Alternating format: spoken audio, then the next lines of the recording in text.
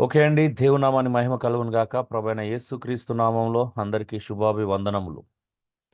So, counselling యొక్క ముఖ్య గురి మనం ఇక్కడ ఆగాం. యేసుక్రీస్తు యొక్క సమృద్ధి జీవాన్ని ఇస్తాడు. సో, అబండెంట్ లైఫ్ అనేది చాలా చాలా ప్రాముఖ్యమైనది. ఈరోజు ప్రపంచమంతా గూడా తపించిపోతుంది. ప్రపంచమంతా గూడా సఫర్ అవుతుంది. ఈ యొక్క ఆహ్, అబండెంట్ అయిన లైఫ్ లేకపోవడం వల్లనే. సో, యేసుక్రీస్తే నిత్య జీవాన్ని ఇస్తాడు. Eternal life. సో, దాన్ని మనం అందుకోవాలి అంటే ముందు భూమి మీద సమృద్ధి యొక్క జీవాన్ని రుచి చూడాలి, అనుభవించాలి అనేది చాలా చాలా ప్రధానమైనటువంటి విషయం. అయితే ఈ యొక్క సమృద్ధి జీవాన్ని మనం ఎందుకు కలిగి ఉండలేకపోతున్నాం? సమృద్ధి జీవాన్ని ఎందుకు అనుభవించలేకపోతున్నాం?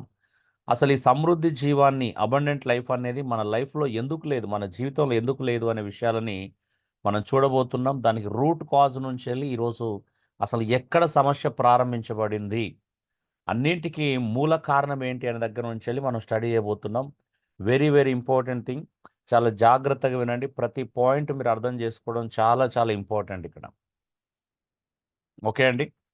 సో, ఇదంతా రిలేటెడ్ ఉంటుంది. సమృద్ధి జీవానికి మనం ముందు చూశాము. ఇప్పుడు తర్వాత అసలు రూట్ కాజ్ ఏంటో చూస్తాం. తర్వాత ఎందుకు దాన్ని మనం పొందుకోలేకపోతున్నామో చూస్తాం. ఎందుకు ఎలా పొందుకోవాలో కూడా చూస్తాం. ఓకే. అసలు రూట్ ఏంటి? మానవుడు అన్ని సమస్యలకు పరిష్కారం ఏంటో చూడబోతున్నాం ఇప్పుడు.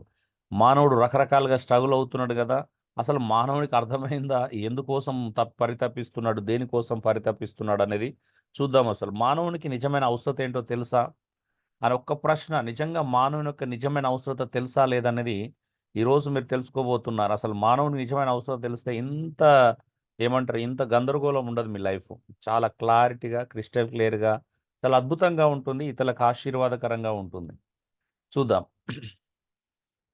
సో, 5 ఫంక్షనల్ ఏరియాస్ ఇప్పుడు మనం ధ్యానించబోతున్నాం. లేదా 5 ఏరియాస్ ఆఫ్ ఫంక్షనింగ్ గూడా అనొచ్చు. 5 functional areas or 5 areas of functioning. So, 5 క్రియారూపకమైనటువంటి విభాగాలు లేకపోతే మన జీవితంలో అత్యంత ప్రధానమైనటువంటి 5 విభాగాల గురించి మనం నేర్చుకోబోతున్నాం. ఒక్కొక్క విభాగం ఎలా ఉంటుంది? అది ఎలా పనిచేస్తుంది? ఒకదానికొకటి ఉన్నటువంటి సంబంధం ఏంటి? ఇంటర్‌లింక్ ఏంటి? ఎలా మనం మార్పు చెందుతాం? ఓకే. నంబర్ 1 ఏమంటారంటే స్పిరిచ్యువల్ ఏరియాస్ ఆఫ్ ఫంక్షనింగ్ అంటారు. స్పిరిచ్యువల్ ఏరియాస్ ఆఫ్ ఫంక్షనింగ్ అని అంటాం. హ్మ్. అంటే చూద్దాం.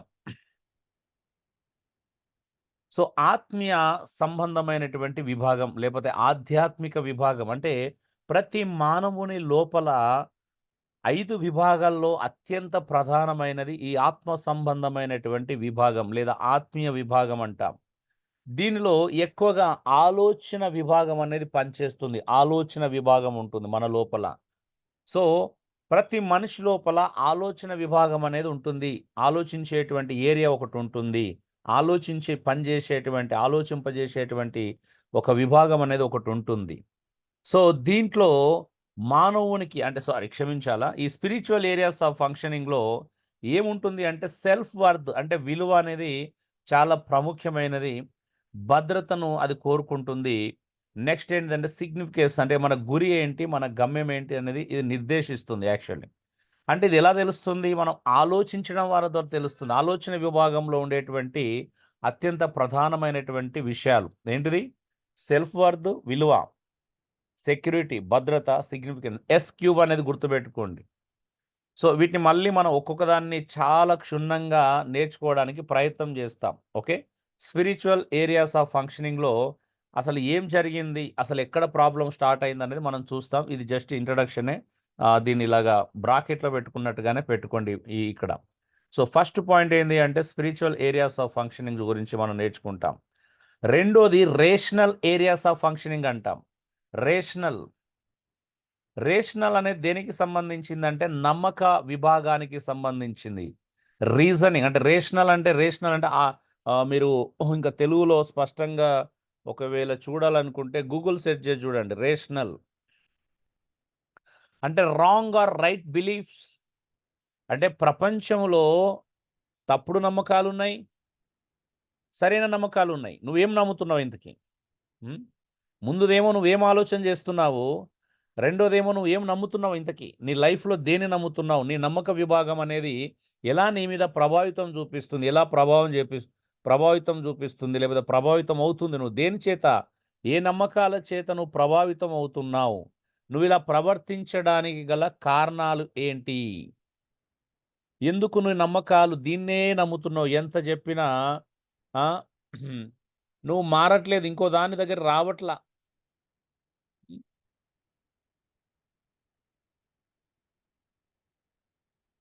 నువ్వు అక్కడే ఎందుకు ఆగిపోయినావు? హ్మ్. సో, హేతుబద్ధమైనటువంటి అంటే రేషనల్ ఏరియాస్ అంటే ఏంటిదంటే హేతుబద్ధమైనటువంటి విభాగం వాస్తవం చెప్పాలంటే. ఓకే. అది నమ్మకం అంటే హేతుబద్ధము అంటే అర్థం ఏంటిది? ఒక కారణం ఉండాలి నువ్వు నమ్మిన దానికి సరైనటువంటి రీజన్.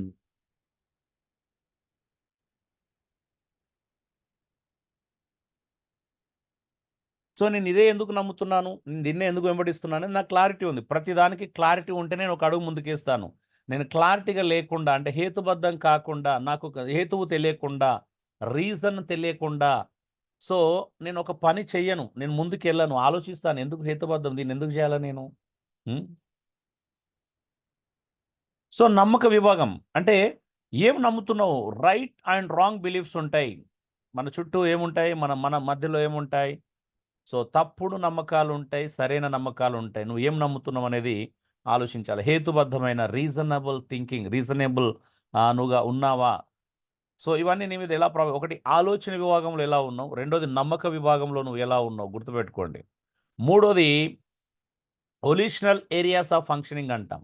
వొలిషనల్ అంటే నిర్ణయ విభాగం, సంకల్పం. నీ సంకల్పం ఎలా ఉంది? నీ విల్ పవర్ ఎలా ఉంది?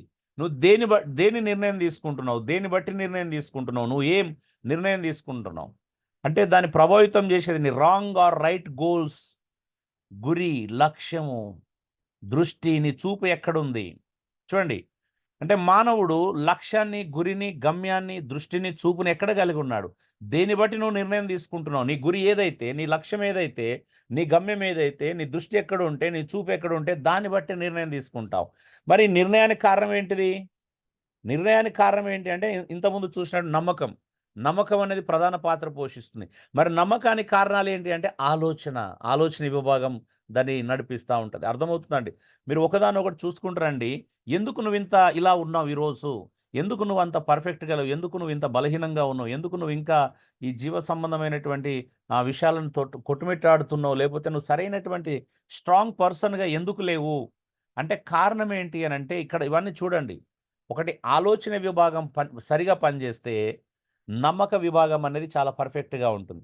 నమ్మక విభాగం బాగుంటేనే నిర్ణయం తీసుకునే విభాగము చాలా స్పష్టంగా ఉంటుంది. సరైన దాని మీద ఫోకస్ చేసి నిర్ణయం తీసుకుంటారు. అంటే నీ సంకల్పం గట్టిగా ఉంటుంది. నీ విల్ పవర్ స్ట్రాంగ్‌గా ఉంటుంది. అందుకని ప్రతి దానిలో రాంగ్, రైట్ ఉంటాయి. ఆలోచనలో రాంగ్, రైట్ థాట్స్ ఉంటాయి. నమ్మకంలో రాంగ్, రైట్ బిలీఫ్స్ ఉంటాయి. సో, నిర్ణయం తీసుకునే దగ్గర కూడా రాంగ్, రైట్ గోల్స్ ఉంటాయి. అర్థమవుతుందా అండి? నాలుగో దాన్ని ఏమంటారంటే ఎమోషనల్ ఏరియాస్ ఆఫ్ ఫంక్షనింగ్ అంట. అంటే భావోద్రేకాల విభాగం. Right or wrong feelings. ఫీలింగ్స్‌లో కూడా రైట్ ఉంటాయి, రాంగ్ ఫీలింగ్స్ ఉంటాయి. తప్పుడు భావోద్రేకాలు ఉంటాయి, సరైన భావోద్రేకాలు ఉంటాయి. అలాగే ఆరోగ్యకరమైన భావోద్రేకాలు ఉంటాయి. అదే విధంగా అనారోగ్యకరమైన భావోద్రేకాలు కూడా ఉంటాయి. సో మరి ఇవన్నీ ఎందుకు? ఎందుకు నువ్వు అనారోగ్యకరమైన భావోద్రేకాలను కలిగి ఉన్నావు? లేదా తప్పుడు భావోద్రేకాలను కలిగి ఉన్నావు అనేది నువ్వు ఒకసారి ప్రశ్నించుకుంటే మళ్ళెక్కడికెళ్తుందది? నిర్ణయ విభాగం దగ్గరికెళ్తుంది. నిర్ణయంలో ఎందుకు రాంగ్ ఉంది అనంటే అది నమ్మక విభాగంలో రాంగ్ ఉంది కాబట్టి నిర్ణయ విభాగంలో రాంగ్ వచ్చింది. మరి నమ్మకంలో విభాగంలో ఎందుకు రాంగ్ ఉంది అంటే నీ ఆలోచనలో రాంగ్ ఉంది కాబట్టి. అర్థమవుతుందా? నీ ఆలోచన విభాగంలో ఎందుకు రాంగ్ ఉంది అంటే అసలు ఫస్ట్ ఆఫ్ ఆల్ నీ స్పిరిచువల్ ఏరియాస్ ఆఫ్ ఫంక్షనింగ్ అనేది ఎక్కడో తప్పుదోవ పట్టింది అని అర్థం. సో, మరి ఇది ఎక్కడ ప్రాబ్లమ్ ఉంది అనంటే ఫిఫ్త్ వన్ ఏందంటే ఫిజికల్ ఏరియాస్ ఆఫ్ ఫంక్షనింగ్ అంటాం. శరీర విభాగం లేదా ప్రవర్తన విభాగం అంటారు. బిహేవియర్. చూడండి రైట్ ఆర్ రాంగ్ యూజెస్ అంటే నీ శరీరాన్ని నువ్వు తప్పుగా ఎందుకు వాడుతున్నావు? నువ్వు తప్పుగా వాడావా? సరైన విధంగా వాడుతున్నావా నీ శరీరాన్ని? ఒకవేళ అంటే నీ శరీరాన్ని 2 రకాలుగా వాడుకోవచ్చు. సరిగా వాడుకోవచ్చు, తప్పుగా గూడా వాడుకోవచ్చు. ఎందుకలా వాడుకుంటున్నావు? నీ ప్రవర్తనలో ఎందుకు ఆ ప్రాబ్లం ఉంది? అది వంశపారంపర్యమా, జీవన విధామానా, లేకపోతే చిన్నప్పుడు ఏమైనా లైంగికపరమైన వేధింపులకు గురయ్యావా? ఒక స్త్రీ అయినా పురుషుడైనా ఈ కాలంలో పురుషులు కూడా లైంగిక పరమైన వేధింపులకు గురవుతున్నారు. సో మరి ఏంటి? ఒకప్పుడు అంటే రెగ్యులర్‌గా అయితే స్త్రీలు ఎక్కువగా చిన్న చిన్న వయసులో స్త్రీలకు చిన్న పిల్లలకి ఎక్కువ ప్రాబ్లమ్. సో లైంగికపరమైన వేధింపులు. ఇప్పుడు ఇలాగా మీరు చూడండి 5 functional areas or 5 areas of functioning. చాలా స్పష్టంగా మీ మనస్సులలో తిష్ట వేసుకోవాలి అంతే. ఎందుకంటే ఇదే మీ జీవితాన్ని ప్రభావితం చేసేది. ఈ 5 విభాగాలు మీ జీవితాన్ని ప్రభావితం చేసేది. నువ్వు ఎదుటి వ్యక్తికి సహాయం చేయాలనుకుని ఎందుకు ఆ వ్యక్తి అలా తప్పుడుగా ప్రవర్తిస్తున్నాడు? ఇప్పుడు నా కళ్ళ ముందు ఒక వ్యక్తి తను తప్పుగా ప్రవర్తిస్తున్నాడంటే ప్రవర్తన, శరీర behaviour, physical areas of functioning wrong ఉంది అనంటే దానికి వెనక్కికెళ్ళి చూస్తాను నేను. ఏంటిది? ఓకే. ఎమోషనల్‌గా కూడా వీక్‌గా ఉన్నాడు ఇతను. ఎమోషనల్‌గా వీక్‌గా ఉండడానికి కారణం ఏంటి? ఓకే. ఈయన నిర్ణయ విభాగం వీక్‌గుంది. నిర్ణయ విభాగం వీక్‌గా ఉండడానికి కారణం ఏంటి? నమ్మకాలు సరిగా లేవు. నమ్మక విభాగం వీక్‌గా ఉంది. నమ్మకంలో ఎందుకు సరిగా లేదు అంటే ఆలోచనలో సరిగా లేడు. అర్థమవుతుందా అండి? అర్థమవుతుంది అయ్యగారు. సో, ఈరోజు ఏ మనిషైనా గావచ్చు, మన చుట్టూ ఉన్నటువంటి వాళ్ళు గావచ్చు, మన అమ్మ, నాన్న, చెల్లి, తమ్ముడు, అక్క, అన్న ఎవరైనా గావచ్చు, నువ్వు, నీ భార్య, నీ పిల్లలు, నీ చుట్టూ ఉన్నటువంటి సమాజం, నువ్వు నడిపిస్తున్న సంఘం, సంఘంలో ఉన్నటువంటి ప్రతి వ్యక్తి ఎందుకలా ఉన్నారు? ఎందుకు మారట్లేదు? ఎందుకు వాళ్ళు అలాగే కొనసాగుతున్నారు? ఎంత చెప్పినా వినట్లేదు. ఎందుకు వినట్లేదు? ఎన్ని ప్రసంగాలు చేసినా వినట్లేదు. ఎంత మంచి ప్రసంగం చేసినా వినట్లేదు. గుద్ది గుద్ది మైకులు పగులుతున్నాయి, బల్లలు పగులుతున్నాయి గానీ, మనుషులు మాత్రం మారట్లేదు అనుకునే వాళ్ళు గూడా ఉన్నారు. అవునా? ఎందుకలా జరగట్లేదు? అంటే వీటన్నిటికి ఒక రూట్ కాజ్ ఉంటుంది. ఇప్పుడు నేను కూడా గ్రూప్‌లో పెడతాను. సమయానికి రండి బ్రతిమలాడుకుంటాం. వినరు. ఎందుకు అనంటే నాకు తెలుసు ఆ రూట్ కాజ్ ఒక ప్రాబ్లమ్ ఉంది. అందుకే వాళ్ళే ప్రాబ్లమ్ ఉన్నారు కాబట్టి అందుకే గ్రూప్‌లోకెళ్ళి తీసేస్తే పోలేదని నాకు తెలుస్తదండి. వాళ్ళకి మారరు. వాళ్ళని ఏంటి అంటే గ్రూప్‌లోకెళ్ళి పక్కన పెట్టడమే. సంతోషపెట్టడానికి అవసరం లేదు. ఎందుకంటే వాళ్ళు ఎంత చెప్పినా 2 రోజులు బాగుంటారు, 3 రోజులు బాగుంటారు అంతే. మళ్ళీ 5 రోజు మళ్ళీ యథావిధికి. ఓకే. జాకవుని బట్టో, ఇంకోని బట్టో భయంతో 4 రోజులు వచ్చిర్రంటే ఇంక మళ్ళీ అంతే. అంటే ఎందుకు చెప్తున్నానంటే నాకు తెలుసు అంటే రీజన్ అనేది అక్కడ వాళ్ళ లోపల ఉన్నటువంటి సమస్య అలాంటిది. ఇంకా ఆ సమస్య ఉన్నోని గ్రూప్‌లో పెట్టుకోవడం వల్ల ప్రయోజనం ఉండదనేది నాకు తెలుసు. అందుకే నేను అప్పుడప్పుడు తీసేస్తా అంటే కొంతమంది ఎందుకులే మరొక అవకాశం ఇద్దామని. మొన్న కూడా ఓ 10 మంది లిస్ట్ పెట్టాను. జాకబే ఉండి ఎందుకన్నా ఉందో చూద్దామని అన్నారు. సో, వాళ్ళు మారరు. నువ్వు ఎంత చెప్పు, ఎన్ని చెప్పు, నువ్వు కింద మీద పడు అంటే అంతే అది. మీకు అర్థం కాదు. అంటే నేనిక్కడ లేబులింగ్ చేయట్లేదు. నాకు ప్రాబ్లమ్ తెలుసు కాబట్టి చెప్తున్నాను. అంటే వాళ్ళ ఆలోచననే first of all root cause సరిగ్గా లేనప్పుడు ఈ పై అన్ని ఎన్ని చేసినా కూడా మార్పు అనేది జరగదు. సరే మీకు జస్ట్ అర్థం కావడం కోసమే చెప్తున్నాను ఇదంతా కూడా. ఇప్పుడు ఈ 5 ఫంక్షనల్ ఏరియాస్ గురించి మరలా ఆలోచించండి. హ్మ్. ఫస్ట్ ఏంటిది? ఆలోచన విభాగం. ఆలోచన విభాగం సరిగా ఉంటే నమ్మక విభాగం సరిగా ఉంటుంది. నమ్మక విభాగం సరిగా ఉంటే నిర్ణయ విభాగం సరిగా ఉంటుంది. నిర్ణయాలు సరిగా తీసుకుంటే ప్రవర్తన విధానం సరిగా ఉంటుంది. ప్రవర్తన సరిగా ఉంటేనే ఎమోషనల్ భావోద్రేకాల విభాగం సరిగా ఉంటుంది. సరే మీరు క్రమాన్ని తీసుకోవాలనుకుంటే కొంచెం ఈ నాలుగోది, ఐదోది అటు ఇటుగా మీరు మార్చుకున్న ప్రాబ్లమ్ లేదు. నాలుగోది ముందు పెట్టుకొని, ఐదోది తర్వాత పెట్టుకోండి. సరే ఐదోది ముందు పెట్టుకొని, నాలుగోది ఐదో స్థానంలో పెట్టుకోండి.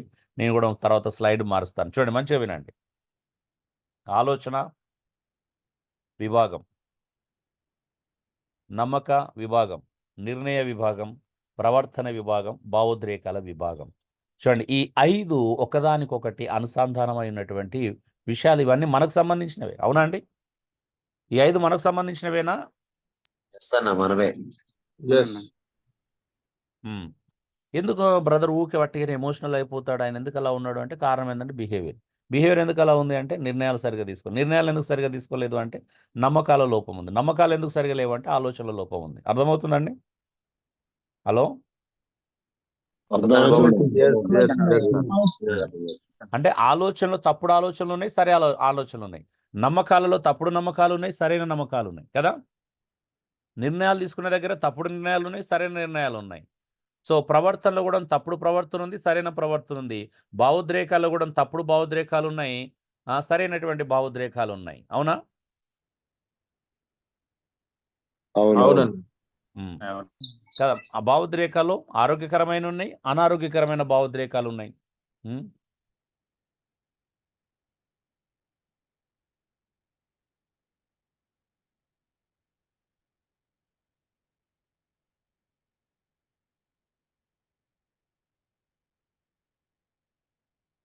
ఓకే.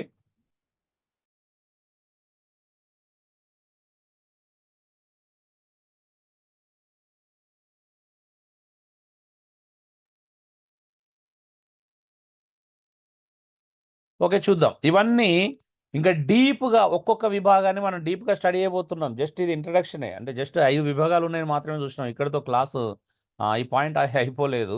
ఇప్పుడు చూద్దాం. నెంబర్ 1 మళ్ళీ స్పిరిచువల్ ఏరియాస్ ఆఫ్ ఫంక్షనింగ్ దగ్గరికి వద్దాం. అసలు ఏం జరిగింది, రూట్ కాజ్ నుంచి వెళ్ళి వద్దాం. ఇటు నుంచి వెళ్ళి వెనక నుంచి వెళ్ళి మనము ముందు నుండి, అంటే ఇక్కడ నుండి వెనకకి వెళ్ళట్లేదు, సారీ ముందు నుండి వెనక్కి వెళ్ళట్లేదు, క్షమించాలి, వెనక నుండి ముందుకు వెళ్ళట్లేదు. కానీ మనం ఎక్కడ అప్పుడు ఏం జరిగిందో చూద్దాం. ఆరంభంలో ఏదోన్ తోట నుంచి వెళ్ళి ప్రారంభించుకుందామండి. అసలు ఏం జరిగింది మానవుని జీవితంలో. ఓకే, ఇది మీకు అర్థం కావాలంటే అసలు ఏదోన్ తోటలో ఏం జరిగిందనేది తెలియాలి. ఏదోన్ తోటలో జరిగిన మార్పులు మీకు అర్థమైతే మానవుడు ఏం కోల్పోయాడు, మానవునికి ఏం కావాలి, మానవుడు ఎందుకు తప్పుడు నిర్ణయాలు తీసుకుంటున్నాడు, మానవుడు ఎందుకు ఎందుకు తప్పుడు భావోద్రేకాలు కలిగి ఉన్నాడు, ఇవన్నీ మళ్ళీ మనం సెట్ చేసుకుంటూ రావాలి. ఇప్పుడు అర్థమవుతుందా అండి?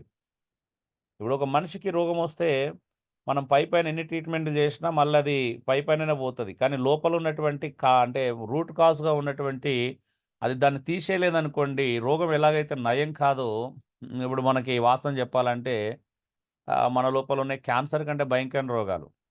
అవునా? ప్రపంచంలో కొన్ని క్యాన్సర్‌లకు మందులు లేవు. ఎంత ట్రీట్మెంట్ తీసుకున్నా పైపైనే.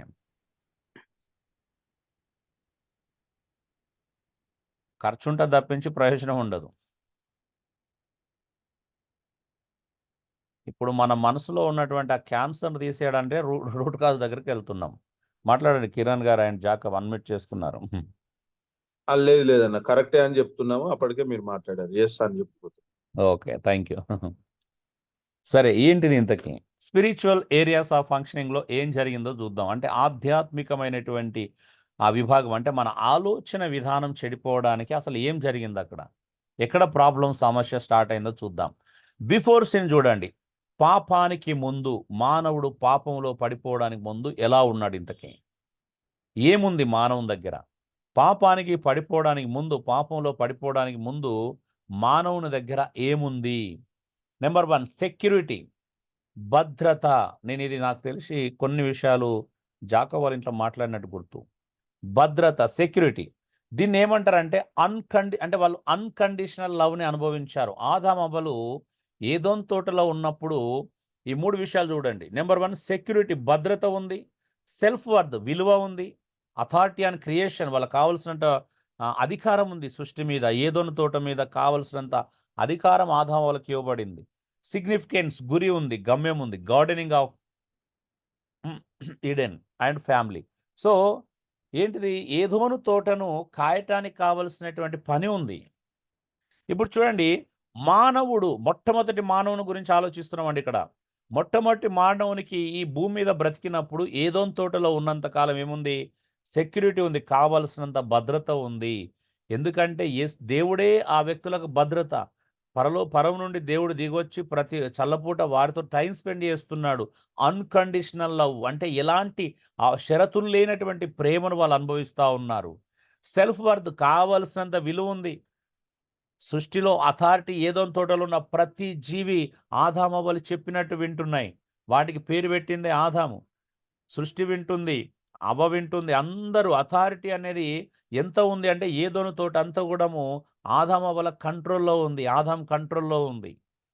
అంత విలువ ఉంది. ప్రతి జంతువు వాళ్ళకు లోబడుతుంది. క్రూరమైన జంతువులు కూడా వారు చెప్పినట్టు వింటున్నాయి. సిగ్నిఫికెన్స్, గురి ఉంది. ఏదోన్ తోటలో ఆదాము, అవ్వలకు ఒక అద్భుతమైన లక్ష్యం ఉంది. ఏంటిదంటే తోటను కాయడం. తోటను కాసేది బ్రతుకు తెరువు కోసం కాదండి. అవునా? యెస్. ఏదోన్ తోట కాయడం బతుకుదెరువు అనేది కోసం కాదు. బ్రతుకు తెరువు కోసం కాదు. అవునా? అవునండి. అవునండి. దేవుడు అవును. చెప్పాడు. సో అది అద్భుతమైనటువంటి గురి నిర్దేశించబడింది. అంటే మానవుడు పాపం చేయడానికి ముందు మానవునికి కావాల్సినవి అన్నీ ఉన్నాయి. మీకు తెలుసా, ఈరోజు మానవునికి కావాల్సిన 3 ఒకటి సెక్యూరిటీ, రెండు సెల్ఫ్ వర్త్, మూడో సిగ్నిఫికెన్స్. అంటే మనిషికి కావాల్సింది భద్రత, విలువ మరియు గురి. బ్రతకడానికి ఏదన్నా ఉండాలా, బ్రతకడానికి ఒక లక్ష్యం ఉండాలా. ఈ మూడు మానవుని జీవితంలో అతి ప్రాముఖ్యమైన విషయాలు. ఎలాగో మనం చూద్దాం. ప్రతి మనిషిలో ఇంపార్టెంట్ విషయాలు ఇవి, ప్రతి కుటుంబంలో ఇంపార్టెంట్ విషయాలు. మానవునికి ఏదైతే కావాలో దేవుడు దాన్ని సమృద్ధిగా ఇచ్చాడు. కావలసినంత సెక్యూరిటీ సమృద్ధిగా ఉంది, విలువ సమృద్ధిగా ఉంది, గురి సమృద్ధిగా ఉంది. అంటే బ్రతకడం యొక్క ఉద్దేశం చాలా నిర్దేశించబడి, ఎందుకోసం బ్రతకాలో దేవుడు నిర్దేశించాడు. తిండి కోసం బ్రతకమని చెప్పలేదు. కోటి విద్యలు కూటి కొరకే అనేటువంటి సిస్టమ్ అక్కడ లేదు, ఏదోని తోటలో లేదు. సో ఎందుకోసం బ్రతుకుతున్నాడు, ఏం అనుభవిస్తున్నాడు, ఏం కావాలి, అన్నీ ఏదోని తోటలో మనుషులకు కావాల్సినవన్నీ ఉన్నాయండి. మరి పాపం చేసిన తర్వాత ఆఫ్టర్ సిన్ ఏం జరిగిందో చూద్దాం. ఇప్పుడు మానవునికి అసలు ఎందుకు ఈ సమస్యలు స్టార్ట్ అయినాయి? ఇన్సెక్యూరిటీ, అభద్రత వచ్చేసింది. ఎందుకంటే తోట నుండి పంపివేయబడ్డాడు. తోటలో ఉన్న భద్రత తోట అవతల లేదు, ఉందా అండి? హలో, ఇన్ఫీరియర్ ఆర్ సుపీరియర్ అయ్యాడు. ఏదోని తోటలో ఉన్నప్పుడు మానవునికి కావలసిన విలువ చాలా చక్కగా ఉంది, క్రమంగా ఉంది, సరైనటువంటి స్కేల్లో ఉంది, సరైన మోతాదులో ఉంది. అయితే మానవుడు ఎప్పుడైతే ఏదోని తోట నుండి బయటకు వచ్చాడో మనిషి ఇన్ఫీరియర్ అయ్యాడు లేదా సుపీరియర్ అయ్యాడు. అహము లేదా న్యూనతతో తోట నుండి పంపివేయబడ్డాడు. మొట్టమొదటిగా దాక్కున్నాడు అక్కడ. చూడండి, ఇన్ఫీరియర్ అయ్యాడు లేదా సుపీరియర్ అయ్యాడు అంటే చూడండి, అక్కడ నుండే మొదటి మానవుడు ఎప్పుడైతే ఏదోని తోట నుంచి బయటకు వెళ్ళాడో ఒక మానవుడు ఏమనుకుంటున్నాడంటే నేనే గ్రేట్ అనుకుంటున్నాడు. మనొక మనిషి ఏమనుకుంటు తెలుసా? ఆ పక్క ఉన్న మనిషి, అతను తోడబుట్టినోడే మనోడు ఏమనుకున్నాడు తెలుసా? అబ్బా నేను పుట్టకపోతే బాగుండు అని అంటే న్యూనత మనిషిలో ఏర్పడింది. ఇప్పటికి కూడా మనిషిలో రెండు రకాల భావాలు ఉంటాయి. అయితే ఒకడు ఎంత తప్పు చేసినా నేనేం తోపు అనుకుంటాడు, ఒకడు ఏ తప్పు చేయకపోయినా నేను పనికి మాలను అనుకునే ఫీలింగ్ ఉంటుంది. అవునా? నిజమేనా? అవును. నిజమే గారు. ఎస్. అయితే మనిషి ఇగోనుగా ప్రదర్శిస్తాడు లేదా న్యూనతను ప్రదర్శిస్తాడు. అవునా? మనిషి జనాలు కొంతమంది కలిసిపోడు. ఒకడేమో నేను ఏం చేసినా వాడు కలిసిపోతాడు, ధైర్యంగా తిరుగుతూ ఉంటాడు. ఎక్కడ నుండి వచ్చిందంటే మనిషి ఆ వాల్యూ అనేది, సెల్ఫ్ వర్త్ అనేది ఇంబ్యాలెన్స్ అయిపోయింది. ఇప్పుడు ఏదోని తోటలో ఉన్నప్పుడు విలువ సరిగా ఉంది, బయటికి రాగానే విలువ ఇంబ్యాలెన్స్ అయింది. చూడండి, మొట్టమొదటి మానవులోనే ప్రాబ్లం ఏర్పడింది, మొట్టమొదటి సంతానంలోనే కయీన్ హేబెల్లోనే అది ఏర్పడింది. అవునా? ఎస్ ఎస్ ఏర్పడిందా అండి? కయీన్కి ఇన్ఫియారిటీ కాంప్లెక్స్ ఉంది, ఉందా? ఎస్, ఉన్నదండి. అర్థమై ఉందంటున్నారా? అర్థం కాకపోయినా ఉన్నదంటున్నారా? స్థానాలు కాబట్టి. లేదని ఉంది కాబట్టి చంపేసిండు హేబెల్ని.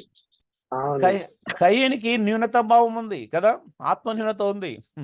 దేవుడు నా తమ్ముడైన హేబెల్ని పట్టించుకుంటున్నాడు, నన్ను పట్టించుకుంటలేడు, నాకు అంత విలువ లేదు అన్న ఏర్పడిందా? పరిస్థితి ఉందా? ఏర్పడిందన్న. ఎస్, అదే అంటున్నా, విలువ లేదు నాకు అనుకున్నాడా?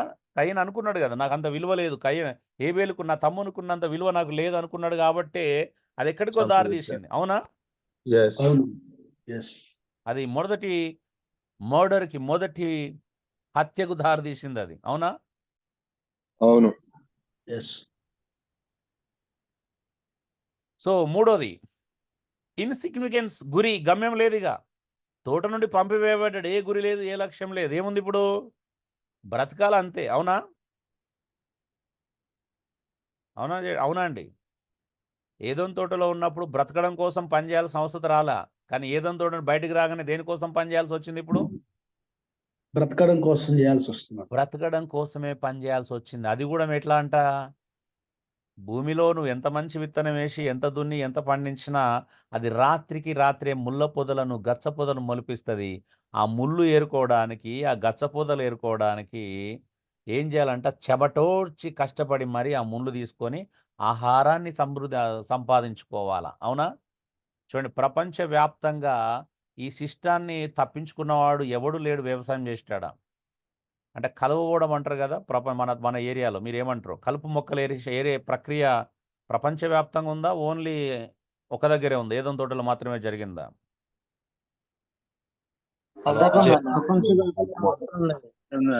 కదా, ఎక్కడ విత్తనం విత్తితే ఆడ కలుపు మొక్కలు వచ్చేస్తాయి. కలుపు మొక్కలు ఏరడానికి ఇప్పుడు ఊర్లలో కూడా ప్రత్యేకించి మనకు తెలుసు, నేను చిన్నప్పటి నుండి చూస్తున్నాను, కూలీలను పెట్టుకొని మరి కలుపు మొక్కలని ఏర్పిస్తారు. అవునా? అవునన్నా. అవును. మా దగ్గర కొంకళ్ళు అంటారు, మీ దగ్గర ఏమంటారో తెలియదు.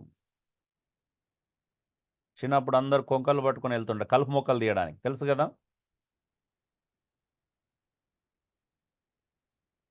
ఏమో తెలియదు అన్నట్టు.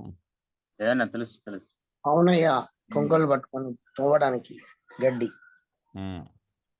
సో ఏమైంది చూడండి, ఇప్పుడు ఏదోన్ తోటలో ఉన్నప్పుడు మానవుడు దేవునితో ఉన్నంత కాలం ఎలా ఉంది, దేవుని దగ్గర నుండి పాపం చేసి దేవుని దూరం అయిన తర్వాత ఏం జరిగింది.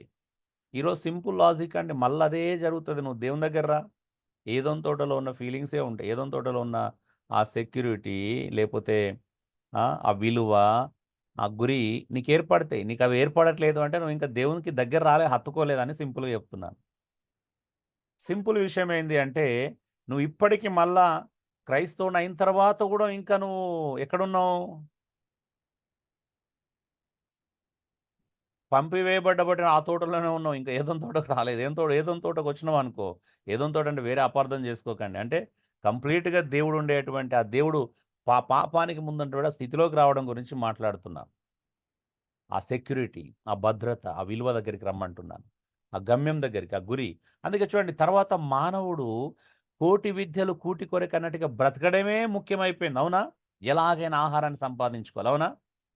నిజమే కదండి. ఎస్ నిజమే. అన్న. తప్పలేదు మనిషికి, ఎంత మంచి భక్తునికైనా తప్పలే. అవునా? ఎస్, అవునన్నా, నిజమే. కోటి విద్యలు కూటి కొరకే అంటారు అన్న. అదే, ఇక ఎంత మంచి భక్తిలో ఉన్నోనికి తప్పలేదు. అఫ్కోర్స్ భక్తునికి దాని మీద గురి లేకపోయినా దానికి సంపాదించుకోవాలి ఎలాగైనా సరే. అవునా? అవునన్నా. సో ఏమైంది చూడండి, ఇప్పుడు ఇన్సెక్యూరిటీ వచ్చేసింది, అభద్రత. తోట నుండి పంపివేయడానికి భద్రత లేదు. ఇన్ఫీరియర్ ఆర్ సుపీరియర్ అయ్యాడు, లేదా ఆత్మన్యూనత కలిగి జీవిస్తున్నాడు, లేకపోతే నేనే తోపు అనుకొని బ్రతుకుతున్నాడు మానవుడు. తప్పు అంటే అలా ఉండిపోయాడు మనిషి. అందుకే మారట్లే, గురి మారిపోయింది. ఇప్పుడు గురి ఏంటిది? డబ్బు సంపాదించాలి, ఎలాగైనా స్థిరపడాలి లోకంలో, ఎలాగైనా అది సంపాదించాలా, పిల్లల్ని చదివించాలా. గురులన్నీ మారిపోయినాయి ఇప్పుడు. మన గురి మారిపోయింది ఇప్పుడు. అవునా అండి? మన గురి కుటుంబాన్ని కాపాడుకోవడం కాదు, మన గురి మనల్ని మనం కాపాడుకోవడం కాదు. అక్కడ గురి కేవలం ఏదో తోటను కాపాడుకోవాలా. ఇప్పుడు ఇక్కడ మన గురి కుటుంబాన్ని కాపాడుకోవడం, మనల్ని కాపాడుకోవడం కానే కాదు ఇప్పుడు. అవునా? మన గురి ఏంటిది ఇప్పుడు? హలో, ఇప్పుడు మన గురి కుటుంబాన్ని కాపాడుకోవాలనుకుంటాం. అయ్యా నేను కాదంటే మీరు అదే చెప్తున్నారు. మన గురి కుటుంబాన్ని కాపాడుకోవడం కాదు, మన గురి ఏదైనా జీవనం మనం కూడా ఎట్లా సాగించుకోవాలి అనేది. ఎందుకంటే అంత తప్పుదో పట్టిస్తున్నారు కొర్నేల్ గారు? నేనేం పాపం చేసిన మీకు? పాపం సో మన గురి ఇప్పుడు ఏమైపోయింది? పిల్లల్ని చదివించాలి, ఆటు పంపించాలి, దుబాయ్ పంపించాలి, అంటే యూకే పంపించాలి, యుఎస్ పంపించాలి, ఇది చేయించాలి, ఇంజనీరింగ్ చెప్పాలో. ఇక మన లక్ష్యాలు, మన గురువులు అసలు అర్థమే లేనివి. అవునా? అట్లా ఉన్నాయి ఇప్పుడు అంటున్నా. అలాగే ఉన్నాయి అన్నారా? లక్షలు దాటినాయి. మన మునిమనోడు బాగుండాలి, ఆయన కొడుకు బాగుండాలి, వాళ్ళ కోసం ఏం చేద్దాం? ఎక్కడ భూమి కొంటే, ఎన్ని ఫ్లాట్లు కొంటే మనము తర్వాత పుట్టినోడు బాగుంటాడు. ఇక మన గురే మారిపోయింది. అవునా? ఈరోజు ఎవడు కుటుంబం బాగుండాలి, నేను బాగుండాలని ఎవరు కోరుకోవట్లేదండి. బాగుండడం అంటే ప్రొటెక్షన్ అంటున్నా, అంటే కాపాడుకోవాలని చూసుకోవట్లేదు. నన్ను నేను కోల్పోయినా పర్వాలేదు. అవునా? గురిని మాత్రం సాధించాలి, అనుకున్నది సాధించాలి. ఏమంటారు? నా వ్యక్తిత్వం దెబ్బతిన్నా పర్వాలేదు, నా ఆధ్యాత్మిక జీవితం పతనమైనా పర్వాలేదు, నేను అనుకున్నది సాధించాలి. ఏమంటారు? అంటేనే ఉంటాయా? అదే ఆలోచన. అలానే ఉన్నారన్న నా మనిషి. కుటుంబం ఆధ్యాత్మికంగా వర్తిల్లాల్సిన అవసరం లేదు, నా పిల్లలు ఆధ్యాత్మికంగా అభివృద్ధి చెందాల్సిన అవసరం లేదు. వాళ్ళు చదువుకొని మంచి లక్షలు సంపాదించే వ్యక్తులు అయితే సరిపోతుంది. మన పిల్లలు పని చేయాలి, డబ్బు సంపాదించాలి, అంతేగాని వాళ్ళు ఆధ్యాత్మికంగా వర్తిల్లాల్సిన అవసరం లేదు మనకి. అట్లా ఉందయ్యా. Yes. Thank you BS Peter గారు. వాళ్ళ అబ్బాయిని రిక్వెస్ట్ చేసి మా అబ్బాయి కూడా వినిపిద్దామని క్లాసులు అని చెప్పి జాయిన్ చేసుకున్నారు. పిల్లలకు నేర్పించండి. మీరే సరిగా లేకపోతే పిల్లలకి ఎందుకు చెప్తారా? పిల్లలు ఎందుకు వస్తారండి? మీరు గద్దించవచ్చు పిల్లల్ని. అవునా? బుద్ధి చెప్పొచ్చు. అరే ఇంపార్టెంట్, ఇది నేర్చుకోండి, జీవితంలో మిగతా ఎప్పుడైనా సంపాదించుకోవచ్చు, ఇవి సంపాదించుకోలేమో నేర్పించగలిగితే మీరు విలువిస్తే వారు విలువిస్తారు. అవునండి? హలో, అవునన్నా, వాస్తవం అన్న. తల్లిదండ్రులు పాటిస్తేనే పిల్లలు పాటిస్తారు. పోనీలేరా, అది ఇంపార్టెంట్ లేను, నువ్వు పని చేసుకో, పని ఇంపార్టెంట్, ఇది తర్వాత ఏదన్నా తర్వాత ఇది ఇంపార్టెంట్ కాదంత తర్వాతనే నేర్చుకోవచ్చు అని చెప్పినాం అనుకో, ఏమవుతుందండి? వాళ్ళు ఇంకా నిర్లక్ష్యం చేస్తారు. లైట్ గా లైట్గా తీసుకుంటారు. రేపు డబ్బు మీద ఆశ పుట్టింది అనుకో, ఇది అసలు మొత్తానికే పట్టించుకోరు. అవునా? అవునన్న. తల్లిదండ్రులు పోషించకపోవడం అదే కారణం అన్న, బేసిక్స్ లేకపోవడమే. సో ఈరోజు మీకు అర్థమైతలేదు, ఏది ఇంపార్టెంటో చెప్పట్లేదు పిల్లలకి, ఏది ముఖ్యమో చెప్పట్లేదు.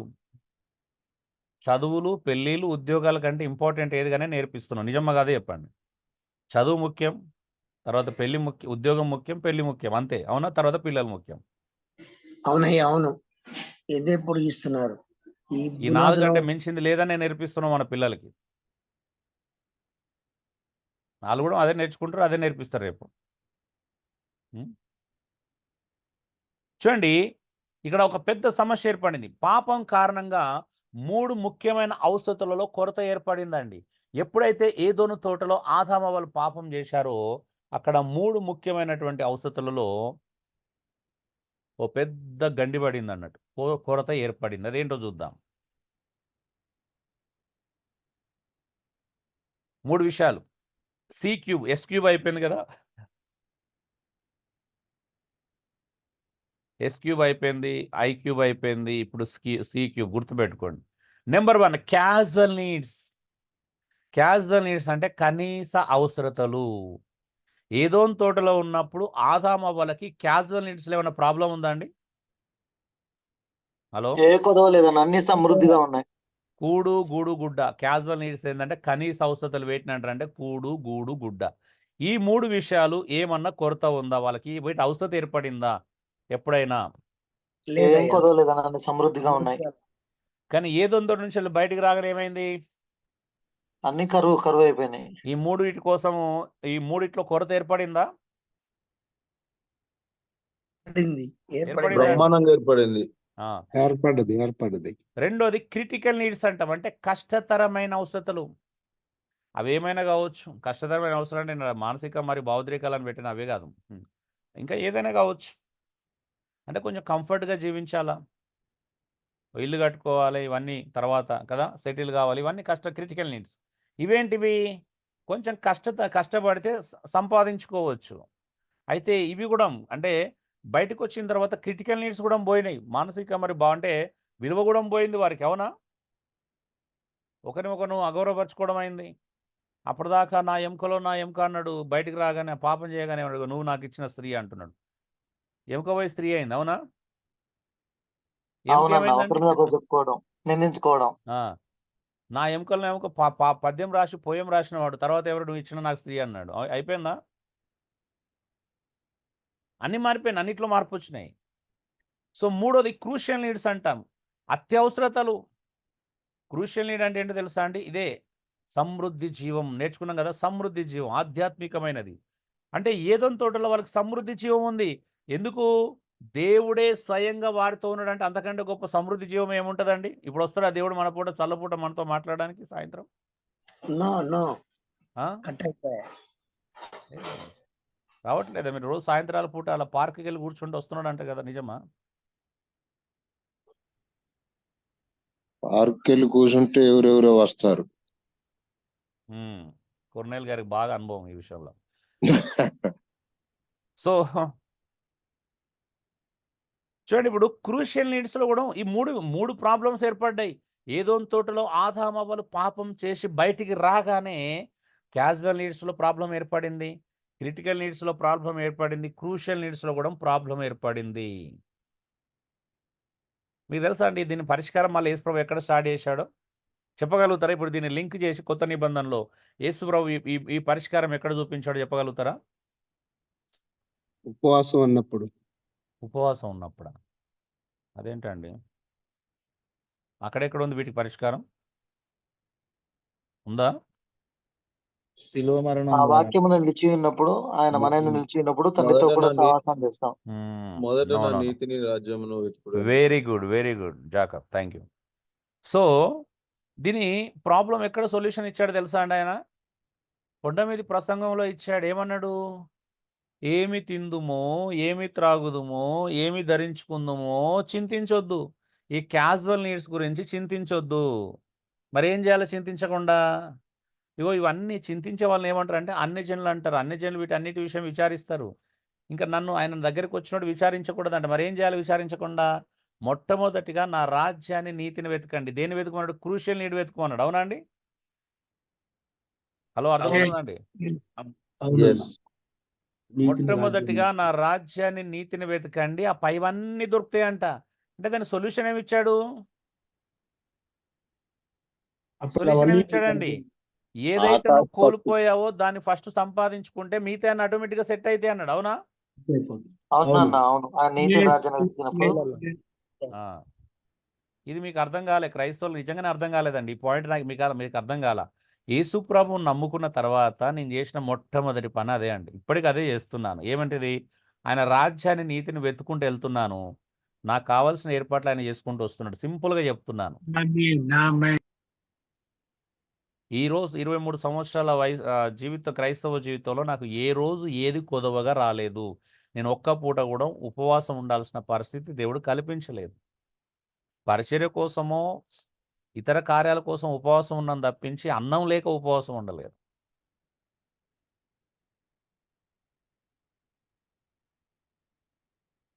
అర్థమవుతుందండి? అంటే దేవుని రాజ్యాన్ని మొట్టమొదట వెతుకుమన్నాడు. నా గురి అది పెట్టుకున్నాను. దేవుని రాజ్యాన్ని నీతిని వెతకడమే గురిగా పెట్టుకున్నాను. ఆధ్యాత్మికతనే నా గురిగా పెట్టుకున్నాను కాబట్టి, ఆధ్యాత్మిక గురి పెట్టుకున్నాను కాబట్టి నాకు భౌతిక సంబంధమైన అవసరతలు నాకు పెద్దగా ప్రాబ్లం కాలేదు. ఈరోజు మనం రివర్స్ జర్నీ చేస్తున్నామండి. మరి ఇప్పటికి కూడా చాలామంది భౌతిక సంబంధమైన విషయాల కోసం ఆరాటపడుతున్నారు, ఊరుతున్నారు. వాటిని బట్టే మీరు నిర్ణయాలు తీసుకుంటున్నారు. అవునా కాదా చెప్పండి ఇప్పుడు? అవునండి. అవును. గురి మొత్తం వేరే అయిపోయింది అన్న ఇప్పుడు ప్రజెంట్. అందుకే మీకు సెట్ అవ్వట్లేదు లైఫ్‌లో. ఇంకా అంటే అర్థం కావట్లేదు. మీరు అసలు ఇంకా అదగలేరు. నేను ఇంత జాయ్‌ఫుల్‌గా ఎందుకున్నాను? ఇంత కంఫర్ట్‌గా ఎందుకున్నాను? ఇంత శ్రమలు ఎన్నో ఉన్నా కూడా లైట్‌గా ఎందుకు తీసుకుంటున్నాం అనంటే, నా ఫస్ట్ స్పిరిచ్యువల్ ఏరియాస్ ఆఫ్ ఫంక్షనింగ్‌లో నేను మార్పు చెందాను. అందుకే మిగతా ఏరియాలన్నీ నాకు చక్కగా పనిచేసుకుంటూ వస్తున్నాయి. అక్కడ మార్పు చెందకపోతే మీరు లైఫ్ టైమ్ కొట్టుకోండి అలాగే ఉంటారు. ఇంకో 20 సంవత్సరాల తర్వాత సేమ్ పరిస్థితి. నేను ధైర్యంగా చెప్తున్నా, మిమ్మల్ని ఒకవేళ ఇదే పరిస్థితిలో కొనసాగితే నేను 20 సంవత్సరాల తర్వాత మిమ్మల్ని కలిసి వచ్చినా కూడా మీరు అలాగే ఉంటారు. అవే సనుగుళ్ళు, అవే సాకులు, అవే గొనుగుళ్ళు, అవే తప్పుడు ఉద్దేశాలు, అవే అప్పులు, అవే పరిగెత్తడాలు, అవే ప్రాకులాటలు ఇవే ఉంటాయి. నో డౌట్ నాకు. కావాలంటే రాసి పెట్టుకోండి ఈరోజు బుక్ మీద.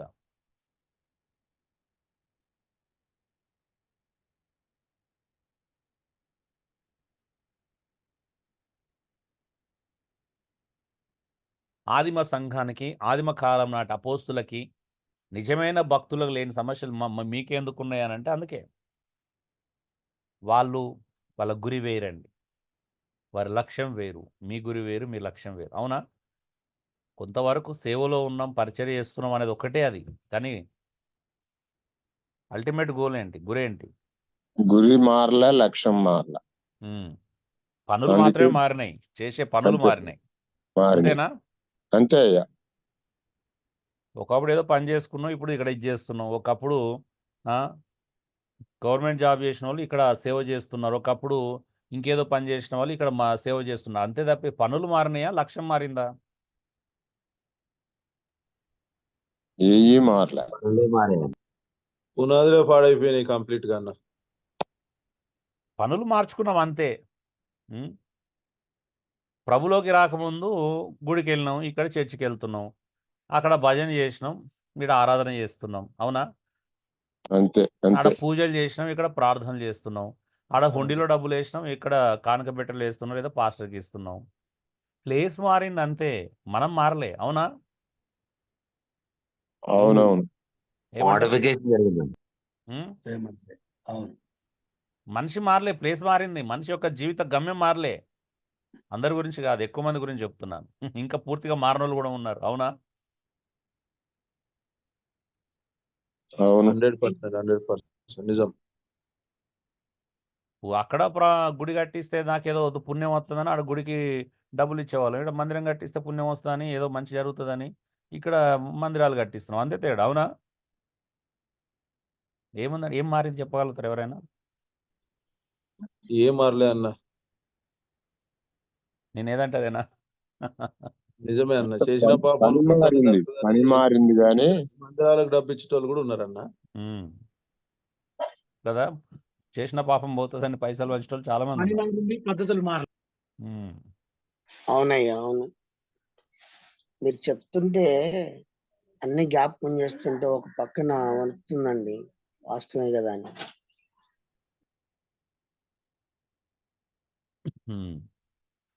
సో మనం ఇక్కడ ఆలోచించడానికి చాలా విషయాలు ఉన్నాయి. బట్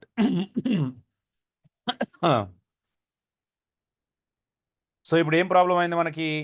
క్యాజువల్ నీడ్స్ యేసు ప్రభు రాగానే నమ్ముకోగానే అన్నాడు. Casual needs పట్టించుకోమన్నాడా, పట్టించుకోవద్దన్నాడా?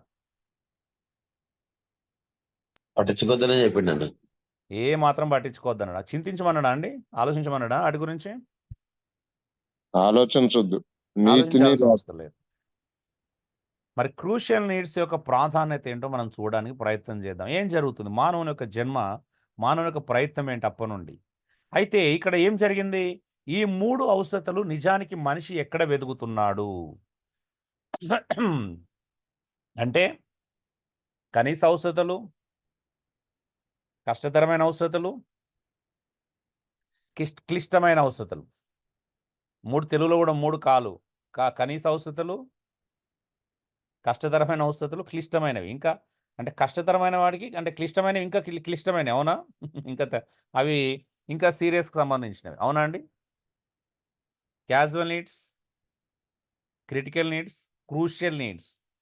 క్రూషియల్ అంటే ఇంకా అత్యవసరమైనవి అన్నట్టు ఇంకా. అవునా?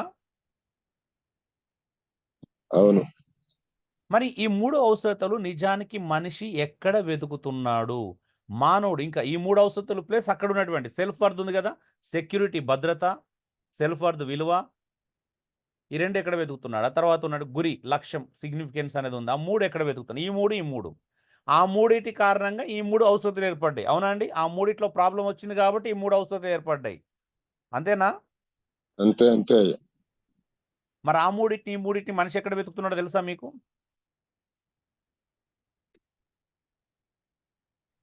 సొంత ఆలోచనతో ఎక్కడ వెతుకుతున్నాడు చూద్దాం. నెంబర్ 1 పీపుల్స్ అంటే ప్రజలు. ప్రజల్లో వెతుకుతున్నాడు. అవునా? కుటుంబం మీద ఆధారపడుతున్నాడు, బంధువుల మీద ఆధారపడుతున్నాడు, స్నేహితులు, ఇరుగు పొరుగు వారు, మనుషుల దగ్గర వెతుకుతున్నాడు. అవునా? ఇప్పుడు నిజం చెప్పండి, మీరు కనీస అవసరతల కోసం మనిషి ఎవరి మీద ఆధారపడుతున్నాడు? మనుషుల మీదనే ఆధారపడుతున్నాడు. అవునా? అవునన్నా. అవునండి. నీ క్రిటికల్ నీడ్స్ తీర్చుకోవడానికి ఎవరి మీద ఆధారపడుతున్నావు? మనుషుల మీదనే ఆధారపడుతున్నావు. నీ క్రూషియల్ నీడ్స్ తీర్చుకోవడానికి ఎవరి మీద ఆధారపడుతున్నావు? మనుషులే. మనుషుల మీదనే ఆధారపడుతున్నావు. నిజమో కాదో తెలుసుకుందాం ఇప్పుడు. ఇప్పుడు ఆ 3 కూడా చూద్దాం. భద్రత ఎవరి దగ్గర వెతుకుతున్నావు? భద్రత ఎక్కడ వెతుకుతున్నావు? పిల్లలు తల్లిదండ్రుల దగ్గర భద్రత వెతుకుతారు. మా అమ్మ నాన్న బాగా సంపాదిస్తే నాకు భద్రత ఉంటుంది. అవునా? తల్లిదండ్రులు అలా అనుకుంటున్నారు, నా కొడుకు బాగా సంపాదించి పెడితే మేము భద్రత ఇవ్వగలుగుతాం, మంచి ఇల్లు కట్టాలి, వాడు పెరగ ముందు పెద్ద ఇల్లు కట్టాలి, అన్ని పెట్టాలి. అవునా? అవును. భద్రత ఎక్కడుందండి ఇప్పుడు?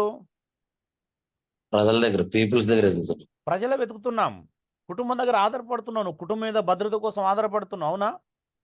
పిల్లలు కొంతమంది తల్లిదండ్రులు తిట్టినప్పుడు నచ్చదు, కానీ వాడు అక్కడే ఉంటాడు. ఎందుకు? వయసు రాలే, బయటికి వెళ్ళే అంత శక్తి లేదు. అవునా? తప్పదు, భద్రత ఆవిడ. అవునా? అవును. కాళ్ళు చేతులు వచ్చిన తర్వాత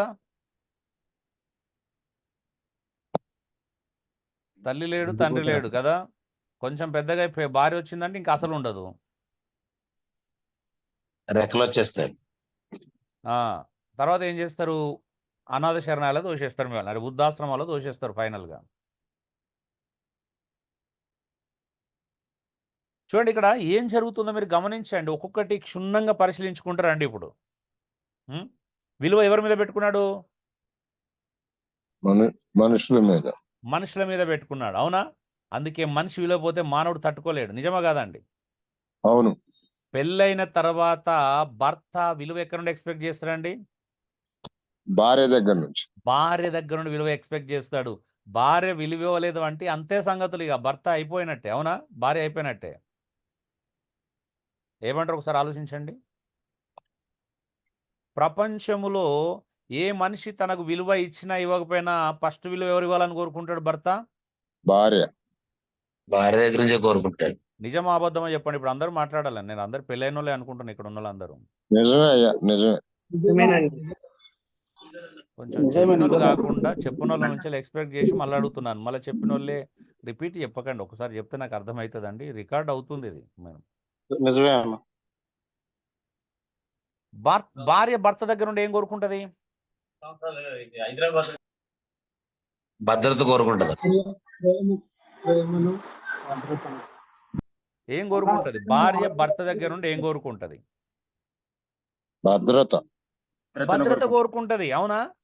నాకు అవును. సెక్యూరిటీ ఇవ్వాలి. నువ్వు ఏం సెక్యూరిటీ ఇచ్చినావు? పిల్లలు పెద్దగా అవుతున్నారు, ఏమి ఇచ్చినావు? ఏమైనా బ్యాంక్ బ్యాలెన్స్ పెట్టినావా? బంగారం కొన్నావా? లేకపోతే ఫ్లాట్ కొన్నావా? పిల్లలు ఆడపిల్లలు పెట్టి అప్పటికే సెకండ్ క్లాస్ వచ్చి ఏం చేసినావు?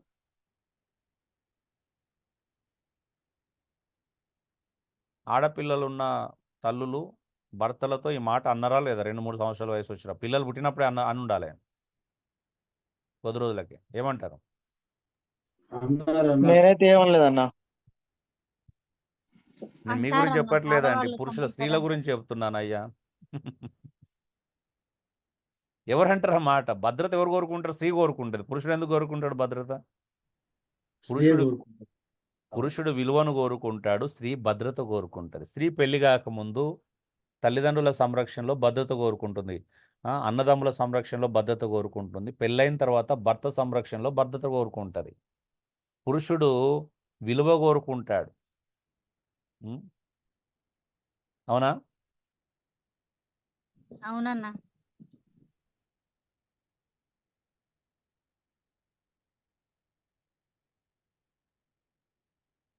మాట్లాడరేంటండి మీ భార్యలు? ఏం అడగలే? ఒకరిద్దరు మంచోళ్ళు ఉంటారు, నేను వాళ్ళ గురించి మాట్లాడట్లేదు. నేను మాట్లాడుతుంది 90% గురించి, 10% గురించి కాదు. 10% ఉంటారు మంచోళ్ళు పాపం, భయభక్తులు కలిగిన వాళ్ళు ఉంటారు దేవుని పట్ల.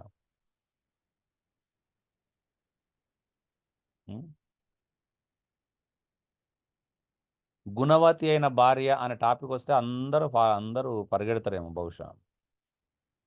అవునా? అవునన్నా.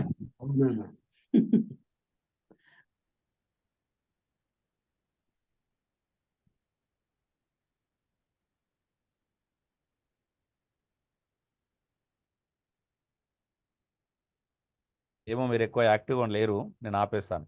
సో పీపుల్స్ అంటే యాక్టివ్గానే ఉన్నాం. సో ప్రజలు భద్రతను, విలువను, కనీస అవసరతల కోసం, క్యాజువల్ నీడ్స్ కోసం, క్రిటికల్ ఆఫ్ కోర్స్ అవైతే తప్పదు. కనీస అవసరతలు అంటే క్రిటికల్ అవసరతలు అయితే మరి కుటుంబం మనుషులే తీర్చాలి, అందులో డౌట్ లేదు. కానీ భద్రత, విలువ ఎవరు తీరుస్తారు? ఎందుకు వెతుకుతున్నారు? మనుషుల మీద మనం పడి వెతుకుంటున్నాం. అందుకే మనిషికి ఆ భద్రత దొరకనప్పుడు, స్త్రీకి భద్రత దొరికినప్పుడు భర్త దగ్గర ఉండలేదు. అలాగే పురుషునికి విలువ దొరకకపోతే భార్యతో ఉండలేడు. నిజమా కాదా చెప్పండి? నిజమే. కరెక్ట్ అండి. నిజమే. అది ఇప్పుడు కాదు, ఇంకో 10 సంవత్సరాలకైనా విడిపోతారు వాళ్ళు. నిజమేనా? ఓకే అయ్యా, ఎస్ కరెక్ట్. సో రెండోది, మనిషి తన కంఫర్ట్ కోసం, అంటే ఇవి దొరకనప్పుడు మనిషి ఎక్కడ చేస్తున్నాడు అంటే ప్లేసెస్ వెతుకుతాడండి. అంటే ప్లేసెస్ అంటే ఏంటిది? పిలిగ్రిమ్స్ అన్నట్టు. అంటే యాత్రలు చేయడము, పుణ్యక్షేత్రాలు దర్శించవచ్చు, లేకపోతే ప్రదేశాలు సందర్శించవచ్చు. అంటే వీళ్ళకి ఒకటి లేదు, ఇక్కడ ఒకటి మిస్ అవుతుంది. ఏంటో తెలుసా మీకు? ఏం మిస్ అవుతుంది తెలుసా ఇవన్నిట్లో? సమృద్ధి జీవం, అబండెంట్ లైఫ్ అనేది ఒకటి ఉంది. అవునా అండి? క్రూషియల్ నీడ్స్ అని పెట్టాం కదా కింద క్లిష్టమైన అవసరతలు. అవునా? తెలుసా ఇవి అన్నిట్లో ఈ 6 మనిషి వెతుకుతున్నాడు. అయితే మనుషుల దగ్గర కొన్ని దొరుకుతాయి, దొరకంది ఒకటి ఉంది తెలుసా మీకు వీటిలో? మనిషి ఇవ్వలేంది ఏంటిదండి వీటిలో? మనశ్శాంతి. ఆధ్యాత్మిక నేను ప్రశాంతత. మనశ్శాంతి అనే మాటే మాట్లాడలేదమ్మా. ఇంత క్లాస్లో నేను మనశ్శాంతి అనే మాటే మాట్లాడలేదు. సమృద్ధి జీవం ఇవ్వలేరన్న. ఆధ్యాత్మికత, సమృద్ధి జీవం. మానవం దగ్గర దొరకంది ఏంటిది ఇప్పుడు? సమృద్ధి జీవం. సమృద్ధి జీవం, క్రూషియల్ నీడ్ కదా? ఏ నీడ్ అండి? క్యాజువల్ నీడ్సా, క్రిటికల్ నీడ్సా, క్రూషియల్ నీడా? క్రూషియల్ నీడ్ మానవుల దగ్గర దొరకదు. ఈవెన్ నిజమైన భద్రత, నిజమైన విలువ కూడా మానవుల దగ్గర దొరకదు. తెలుసా మీకు? ఆ మొదట ఉన్నాయి చూసినా అండి, ఏదోతో సెల్ఫ్ సెక్యూరిటీ కానీ, సెల్ఫ్ వర్త్ కానీ, సిగ్నిఫికెన్స్ మనుషుల దగ్గర దొరుకుతుంది అంటారా? ఈ 3 ఏ మనిషి దగ్గర దొరకదండి. అర్థమవుతుంది. అంటే సెల్ఫ్ వర్త్ కానీ సెక్యూరిటీ కానీ సిగ్నిఫికెన్స్ మనుషుల దగ్గర దొరకదు అసలు. ప్రపంచంలో ఏ మానవుని దగ్గర ఆ 3 దొరకవండి. అవి దొరకవు కాబట్టి మనిషి వెతుకుతున్నాడు కాబట్టి మనిషి దొరకట్లేదు. ఎక్కడ ట్రై చేస్తున్నాడు అవన్నీ? ఈ 3 ఔషధాలు ఎక్కడ వెతుకుతున్నాడు అంటే ప్రజల్లో వెతుకుతున్నాడు, దొరకట్లేదు. ప్రజలు దొరకపోతే ఏం చేస్తాడు? ప్లేసెస్ పుణ్యక్షేత్రాలు తిరుగుదామంటాడు. లేకపోతే కొంతమంది ఇప్పుడు పిచ్చోళ్ళలాగా ఇక్కడ మెదక్ కూడా వచ్చి దర్శించుకునే వాళ్ళు ఉంటారు. అవునా?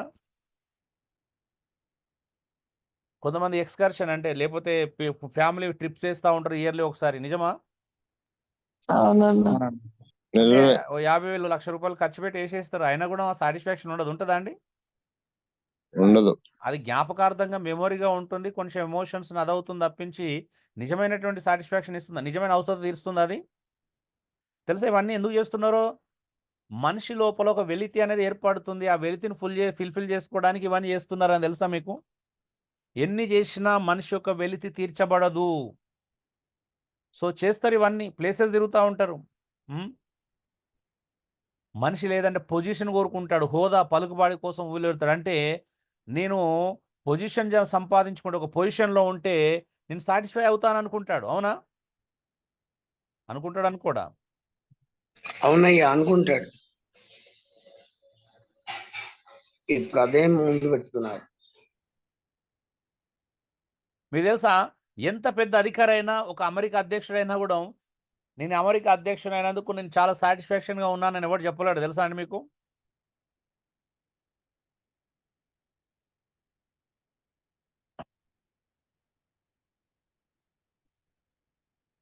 నిజమేనండి.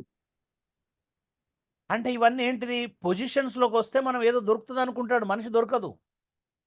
అంటే ఆ సెక్యూరిటీ దొరకదు, ఆ విలువ దొరకదు. అవునా అండి? ఆ గురి కూడా రీచ్ కాలేడు. అనుకున్న గురి రీచ్ అయినా కూడా అది నిజమైన గురి కాదు. అవునా? అవునన్నా.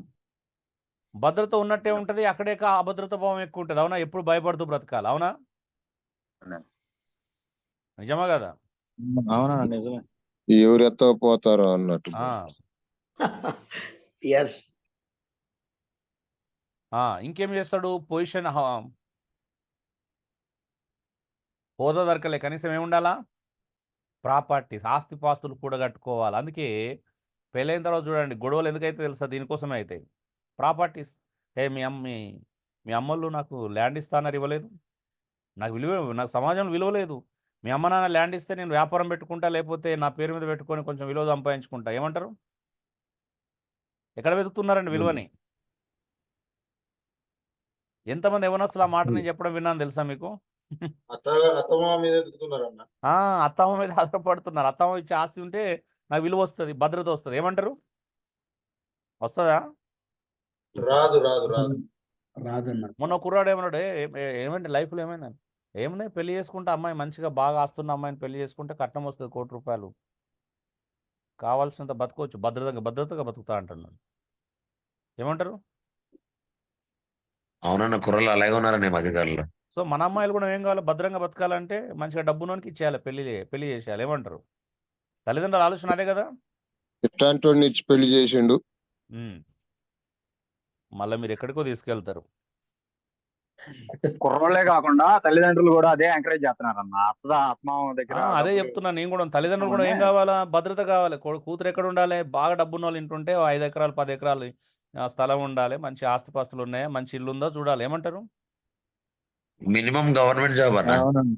వాడు ఎట్లా అంటాడైనా పర్లేదు కానీ వాడు ఎలాంటి వాడైనా పర్లేడు, తాగుపోతా తిరిగిపోతా, వాడు అన్బిలీవరా లేకపోతే బారినగిన అయిందా కాలేదా మనకు అవసరం లేదు. ఏమంటారు? అవునన్నా. అవును. నీ కోపం అంటే కొన్నిసార్లు బాధ కలుగుతుంది, కానీ తల్లిదండ్రులు నిజంగా చెప్తున్నాను, చాలా మంది ఆడపిల్లలు గొంతులు కోసిన వాళ్ళు ఎక్కువ ఉన్నారు వాస్తవం చెప్పాలంటే. మంచి చేయాలనుకుంటారు కానీ మంచి అంటే ఇక్కడ వెతుకుతారు. అదే చెప్తున్నాను. ఇవన్నిటి కారణం ఏంటి? 5 గుర్తు చేసుకోండి. ఇప్పుడు తప్పుడు ఆలోచన ఉంది కాబట్టి తప్పుడు నమ్మకాన్ని కలిగి ఉన్నారు, తప్పుడు నమ్మకం కలిగి ఉన్నారు కాబట్టి తప్పుడు నిర్ణయం తీసుకుంటున్నారు. నిజమేనా? ఎస్ అన్న, వాస్తవాలే. అవునా? ఆలోచన తప్పేంది? డబ్బున్న దగ్గర ఉంటే నా కొడుకు నా కూతురు సుఖపడుతుంది. నిజమా కదా? నిజమే. తప్పుడు ఆలోచన, రైట్ ఆలోచన అంటారా? తప్పుడు ఆలోచన. లోకం దృష్టిలో చాలా శ్రేష్టమైన ఆలోచన. బట్ వాక్యానుసారం ఇప్పుడు ఆలోచన తప్పుకుంది కాబట్టి నమ్మకాలు ఏముంది? అది నమ్మకం అదే కదా. నమ్మకం అదైనప్పుడు నిర్ణయం కూడా అదే అవుతుంది కదా. అంతే. ఉమ్. అవునా నాలి? ఇప్పటి వరకే ఓన్లీ ఈ 2 నిమిషాలు క్లాస్ అయిపోయే వరకు అందరూ అవును అనుకుందాం, ఇక్కడే ఉందాం. క్లాస్ అయిపోయినంటే మళ్ళీ ఎవ్వరు ఏమేం చేయాలో అదే చేసుకుందాం. ఓకే, కాబట్టి కంగారు పడకండి. ఇదంతా కూడా క్లాస్ వరకే అండి. క్లాస్ తర్వాత మళ్ళీ ఎవరి ఇష్టం వాళ్ళు బ్రతుకోవచ్చు, నో ప్రాబ్లం. ఏమంటారు? లేదన్నా మారాలి, లేదా మారాలా? మారడానికి ప్రయత్నం చేస్తాను. చేంజ్ అవ్వాలి. నెక్స్ట్ ఏంటి? ప్రాస్పారిటీ, సంపద, ధనం కోసం ఆరాటపడడం. అందుకే కదా ఈరోజు ప్రాస్పారిటీ బోధకులు ఎందుకు సక్సెస్ అయ్యారో తెలుసా మీకు? Dear brothers and sisters, prosperity బోధకులు ఎందుకు సక్సెస్ అయ్యారో తెలుసా?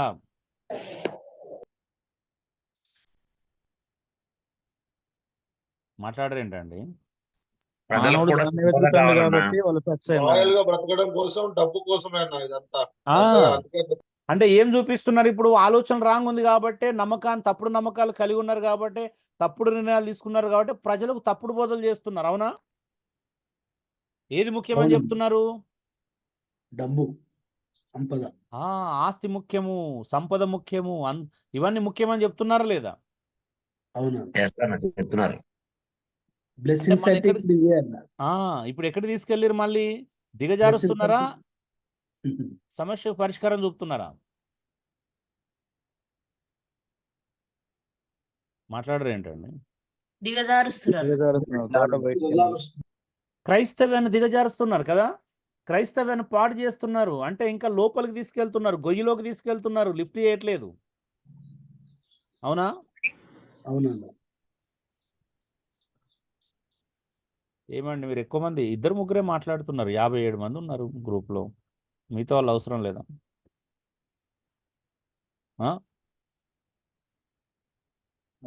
ఇవన్నీ ఈ ప్రాపర్టీస్ కావచ్చు, దానికి ముందున్నాయని చూడండి. ఇప్పుడు ముందున్నాయి చెప్పట్లేదా క్రైస్తవులు? ఇప్పుడు ఇవి చెప్పట్లేదా అండి? ప్రజలు మా మీద ఆధారపడండి, మా దగ్గరికి వస్తే, మా సంఘాలకు వస్తే, మా చర్చెస్కి వస్తే మీరు దీవించబడతారు. అవునా? పోలీసుల గురించి చెప్పట్లేదండి, మా చర్చెస్కి వస్తే దీవించబడతారని చెప్తున్నారు అన్న. మరి ఇవన్నీ ఎందుకు వచ్చినాయి చెప్పండి? ఇప్పుడు ఎక్కడ వెతుకుమంటున్నారు సమృద్ధి జీవాన్ని? చర్చిల్లో, భవనాల్లో, మనుషులలో, చర్చిలలో, భవనాల్లో, ప్రాపర్టీస్లో, ప్రాస్పారిటీ. ఇంకా ఇక్కడెక్కడ దొరకపోతే మనిషి ఏమైతే తెలుసా అంటే ఫిజికల్ వ్యసనాలకు అలవాటు పడిపోతారండి. సిగరెటు, మందు, గుట్కాలు, ఇప్పుడైతే డ్రగ్స్కు చాలామంది అడిక్ట్ అవుతున్నారు. నేను క్రైస్తవుల గురించి చెప్పట్లేదు, మానవుని గురించి మాట్లాడుతున్నాను. ఇక్కడ 2 విషయాలు, సందర్భం వచ్చినప్పుడు క్రైస్తవులు, సందర్భం ఉన్నప్పుడు ఈవెన్ బయట మనుషుల గురించి కూడా మాట్లాడుతున్నాం. ఫిజికల్ వ్యసనాలు, మానవునికి సంతృప్తి దొరకలేదనుకో వాడు ఏమవుతాడు? సిగరెట్కి అలవాటు పడతాడు. నేను చూస్తాను నా ఫ్రెండ్స్ దానిలో, నేను కూడా ప్రభులోకి రాముందు నేను కూడా చైన్ స్మోకర్. సో ప్రభులోకి అంటే ఏమవుతుంది అని అంటే మనిషి ఏమనుకుంటాడంటే ఫ్రెండ్ సర్కిల్లో ఉన్నప్పుడు ఒకడేమనుకుంటాడు, అమ్మ అంటే బాగాలేదురా అలా బయటకు వెళ్ళి సిగరెట్ తాగుతాడు. సిగరెట్ అయిపోయినాక ఏముంటుంది అంటే అబ్బాయి ఏముందిరా ఇంకోటి తాగితే బాగుండు అనిపిస్తుంది. అవునా? అవునన్నా. అంటే సిగరెట్ సాటిస్ఫాక్షన్ ఇస్తుందా అండి? ఇవ్వదు. 2 నిమిషాలు ఏమవుతుంది అంటే మనం ఆ సమస్యను మర్చిపోతాం. మళ్ళీ 2 నిమిషాల తర్వాత ఇంకోటి తాగితే బాగుండు అనిపిస్తుంది. ఇంకోటి అయితే ఇంకోటి పోయి అది అడిక్ట్ అయిపోతుంది, వ్యసనంగా మారిపోతుంది. మందు అంతే, గుట్కాలు అంతే, సినిమాలు అంతే, లేకపోతే అంతే. ఏమైనా బాధలో ఉన్నాడు అనుకో, ఏదైనా ప్రాబ్లం ఉందనుకో, లేకపోతే మనిషికి ఒక అవసరం, అరే పర్రా సినిమా కోసం టైం పద 3 గంటలు సినిమా చూస్తాడు. ఎంతసేపు ఉంటుంది అది? 3 అవర్సే. నాకు తెలిసి జిందగీలో ఎవడు కూడా సినిమా థియేటర్ నుంచి బయటకు వచ్చి అమ్మాయి అని ఊపిరి పీల్చుకున్నాడు ఎవడు ఉండడు. మళ్ళీ రియల్ లైఫ్లోకి వస్తాడు. అవునా? వెళ్ళాలి, మళ్ళీ భార్య పిల్లల్ని ఎదుర్కోవాలి, సమస్యలు అలాగే ఉంటాయి, ఇంటి రెంట్లు అలాగే ఉంటాయి. అవునా? ఎగ్జామ్స్ ఏం పోస్ట్ పోన్ కావు, అవుతాయా? అంటే ఆ 3 గంటలు మర్చిపోతున్నాం, అన్ని మర్చిపోయినాం అంతే. నిజమా? మందు అయినంతసేపు జీవితంలో రియాలిటీ మర్చిపోతాం. సినిమా చూసినంత మందు జీవితంలో ఉన్న కళ్ళ ముందు రియాలిటీ మర్చిపోతాం అంతే. మళ్ళీ అయిపోయిన తర్వాత మళ్ళీ యథావిధిగా జీవితాన్ని కొనసాగించుకోవాల్సిందే. ఎక్కడున్న సమస్యలు అలాగే ఉంటాయి, ఎక్కడున్న బాధలు అలాగే ఉంటాయి, ఎక్కడున్న లోటుపాట్లు అలాగే ఉంటాయి, ఎక్కడున్న వెళ్తే అక్కడ అలాగే ఉంటుంది. అదేమైనా వెళ్తే తీర్చబడుతుందా? తీర్చబడదన్న. ఏ వెళ్తే తీర్చబడదు, అలాగే ఉంటాయి. అందుకే ఎవడు కూడా ఇక్కడ ఇవన్నిట్లో సాటిస్ఫై అయినోడు ప్రపంచం చరిత్రలో ఉండడండి. చివరికి ఏం చేస్తాడంటే పవర్, అధికారం కూడా ప్రదర్శిస్తాడు. నాకు అధికారం ఉంటే చాలనుకుంటాడు. అందుకే ఇంట్లో చూపిస్తాడు, భర్త భార్య మీద చూపిస్తుంది, భార్య భర్త వెళ్ళిపోయిన పిల్లల మీద ప్రభావం అధికారాన్ని ప్రదర్శిస్తుంది. అవునా? తల్లిదండ్రులు పిల్లల మీద చూపిస్తారు. ఎక్కడ దొరికితే ఆఫీస్లో చూపిస్తాం, అక్కడ దొరికిపోతే సంఘంలో చూపిస్తాం. ఏమంటారు? నిజమే కదా? మనల్ని అవునన్నా. మనం సాటిస్ఫై చేసుకోవడానికి, మనల్ని మనం సంతృప్తి పరచుకోవడానికి, మనల్ని మనం అది కావడానికి, మనల్ని మనం నిరూపించుకోవడానికి, మన విలువ మన భద్రతను కాపాడుకోవడానికి పవర్ వినియోగిస్తామా లేదండి? పవర్ అంటే ఏదో పెద్ద అయ్యో నాకేం అధికారం లేదని ఫీల్ అయ్యేది కాదు. నీకు ఏ అధికారం లేకపోయినా కనీసం నేను సాటిస్ఫై చేసుకోవడం పిల్లల మీద చూపిస్తాను. అవునా? భర్తలు భార్యల మీద చూపించట్లేదండి, నిజమా కాదు చెప్పండి. నిజమే అన్న. ఉం? మీకు ఏదో లోటు ఉందండి, ఆ లోటును పూడ్చుకోవడానికి మీరు మీ భార్యల మీద చూపిస్తున్నారు లేదా? చూపిస్తున్నాం అన్న. ఉం? ఈ భార్య ఏం చేస్తుంది? భర్త చూపించింది, వాళ్ళు చూపించింది అంతా కూడా పిల్లల మీద చూపిస్తుంది. అవునా? అవును. నిజమే. భర్త ఏం చేస్తాడు? ఆఫీసులో బాగా చూపించిన ప్రభావం అంతా ఇంట్లో భార్య పిల్లల మీద చూపిస్తాడు. నిజమేనా? నిజమే నిజమే. బయట దానికి ఇంట్లో ఒకదానికి కూడా సంబంధం ఉండదు వాస్తవం చెప్పాలంటే. అంతే, మనం ఆడ రిలీఫ్ పొందాలి ముందు. అవునా? అవునన్న. రిలీఫ్ కోసం. చివరిగా ఏం చేస్తాడో తెలుసా అండి? ఫిలాసఫీ మాట్లాడతాడు, వేదాంత ధోరణి కలిగి మాట్లాడడం. అంత మిట్ట వేదాంతం అంటారు కదా, ఏం లేదురా లైఫ్ అంతా అలాగే ఉంటుంది, ఏదో అనుకున్నాం కదా, అవునన్న. ఏదో పాలిటిక్స్లోకి ఎంటర్ అయితే ఏదో ఏదో చేసేద్దాం పొడిచేద్దాం అనుకుని ఏం జరగలేదు. ఉన్న ఆస్తులన్నీ పోయినాయి, రోడ్డు మీదకి వచ్చేసినాం. నా ఫ్రెండ్స్ మాట అవునా? అవునన్న. ఉం?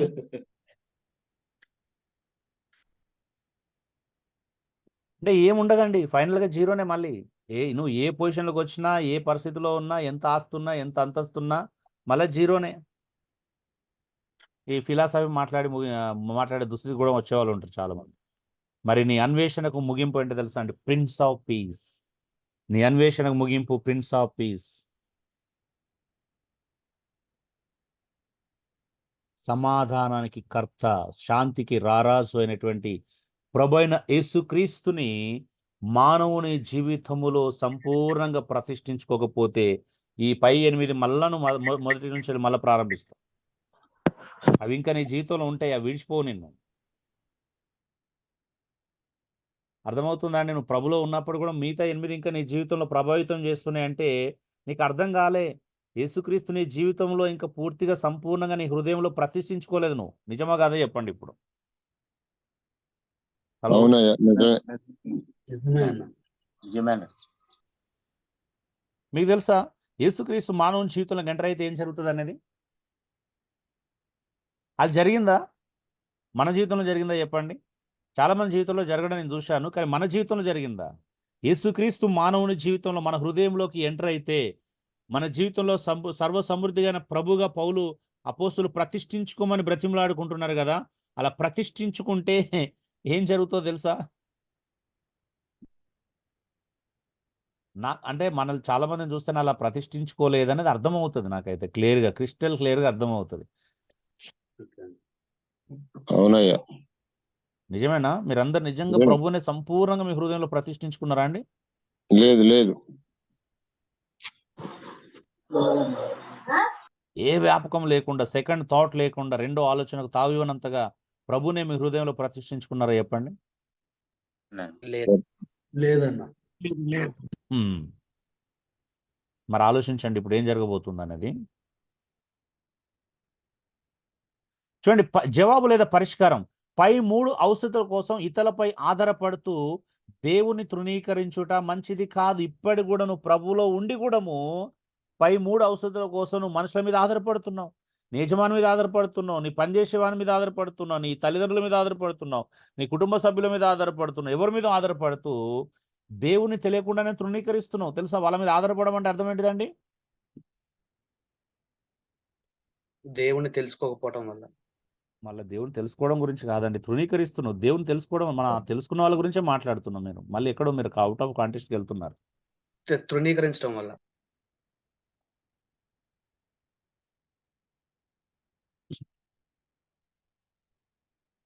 మీరు కాలేజ్ మినిస్టర్లో నేర్చుకున్నారు, ఒక పనివాడు కూడా పని చేస్తే జీతం ఎవడిస్తాడని పని చేయాలని చెప్పాడండి? నేను నేర్చుకున్నారు మీరు?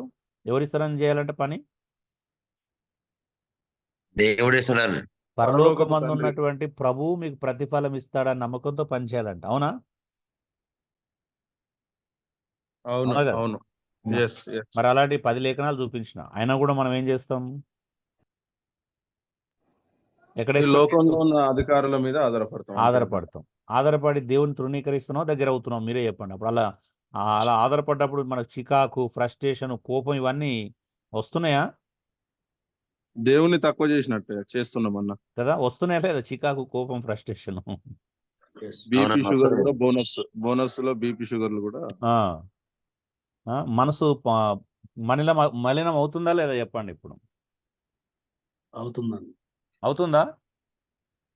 అవుతుంది. ఇప్పుడు నేను 20 సంవత్సరాల నుంచి పరిచయం చేస్తున్నాను. నేను ప్రజల మీద, సంఘం మీద ఎక్స్పెక్ట్ చేయట్లేదు కాబట్టి వాళ్ళ మీద నా ప్రేమ చాలా క్రిస్టల్ క్లియర్‌గా తేటతెల్లంగా ఉంటది. ఒకవేళ ఎక్స్పెక్ట్ చేస్తే ఏమైతదంటే వాళ్ళకి అనిపిస్తున్న కోపం వస్తది. ఒక రకమైన చికాకేస్తది. అవునా? ఎక్స్పెక్టేషన్ దొరకకపోతే కోపం వస్తుంది. కదా? అవునా? ప్రేమించగలుగుతాం అప్పుడు? మనస్ఫూర్తిగా మాట్లాడగలుగుతామా? లేదన్న పూర్తిగా ప్రేమించలేము. మరి ఎక్కడి నుంచి ఎక్స్పెక్ట్ చేయకూడదు. నేను పని చేస్తున్నా, పరిచర్య చేస్తున్నప్పుడు ప్రభు కదా నన్ను పోషించాల్సింది అనుకుంటున్నా కాబట్టి నాకు ప్రాబ్లం అవ్వట్లేదు. ప్రజలు నన్ను పోషించాలని ఎక్స్పెక్ట్ చేస్తే ఏమైతది? సమస్య వస్తదా రాదా? వస్తుందండి. ఖచ్చితంగా వచ్చిందండి. నా క్యారెక్టర్ చెడిపోతదా? చెడిపోదా? చెడిపోతుంది. మీ ఆలోచన విధానం కూడా మారిపోతుంది, భావోద్రేకాలు మారిపోతాయి.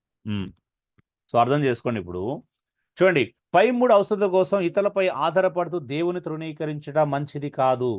తప్పుడు నమ్మకం ఏంటో ఇప్పుడు చూద్దాం. ప్రజలపైన, ఆస్తిపాస్తులపైన, అంతస్తులపైన, అధికారం పైన, అహం పైన ఆధారపడడం మొదటిదైతే, అవి దొరకనప్పుడు ప్రజల్ని, పరిస్థితులు తప్పుపట్టడం రెండోదండి. మానవునికి ఉన్న అతిపెద్ద బలహీనత ఏంటో తెలుసా అండి? సో వీటి కోసము మానవుడు ఏం చేస్తాడంటే వీటన్నిటి మీద ఆధారపడతాడు. ఇవి దొరకకపోతే ఏం చేస్తారంటే వీళ్ళందరినీ తప్పుపడతాడు మళ్ళీ. చూసినా ఇగో నాకు ఇది దొరికితే అసలు నా జీవితమే మారిపోతుండే. అవునా? అంటున్నావా లేదా? అబ్బా! నా లైఫ్‌లో ఇది కాకుండా దొరికితే అసలు నా లైఫే మారిపోతుండే. అంటున్నారా? అంటున్నామన్నా. హ్మ్. అంటే ఇప్పుడు ఎవరిని తప్పుపడుతున్నాం మనం? ప్రజల్ని, పరిస్థితులు తప్పుపడుతున్నామా లేదా? అవునన్న. ఇప్పుడు ఎలా ఉంటదంటే ఇప్పుడు దావీదొచ్చి అరే ఆ బెత్షెబ ఆ రోజు ఆడ స్నానం చేయకపోతే అసలు నేను పాపమే చేసి ఉండేవాడిని అని అన్నాడు అనుకో, రైటేనా అది? కాదన్న. రాంగ్. మనం కూడా ఇప్పుడు అలా మాట్లాడుతాం. ఇప్పుడు దావీదు మంచోడు కాబట్టి అలా మాట్లాడలేదు. నిజాయితీపరుడు, యథార్థవంతుడు కాబట్టి అలా మాట్లాడలేదు. కానీ మనం ప్రతి విషయంలో అలాగే మాట్లాడతాం. అవునా? నిజమా కాదా? అవునన్న. నేను ఇక్కడ కాకుండా అబ్బా వేరే చోట పుట్టుంటే, లేకపోతే ఇక్కడ కాకుండా ఇదే పరిచయం అక్కడ చేసిండు అబ్బా అసలు. అవునా? ఏమైపోతుండను? ఏం జరుగుతుంది? ఏం జరగదు. నాకే నెలకు ₹1,00,000 వచ్చుంటే ఎంత పరిచయం చేసేవాడు. ఆ.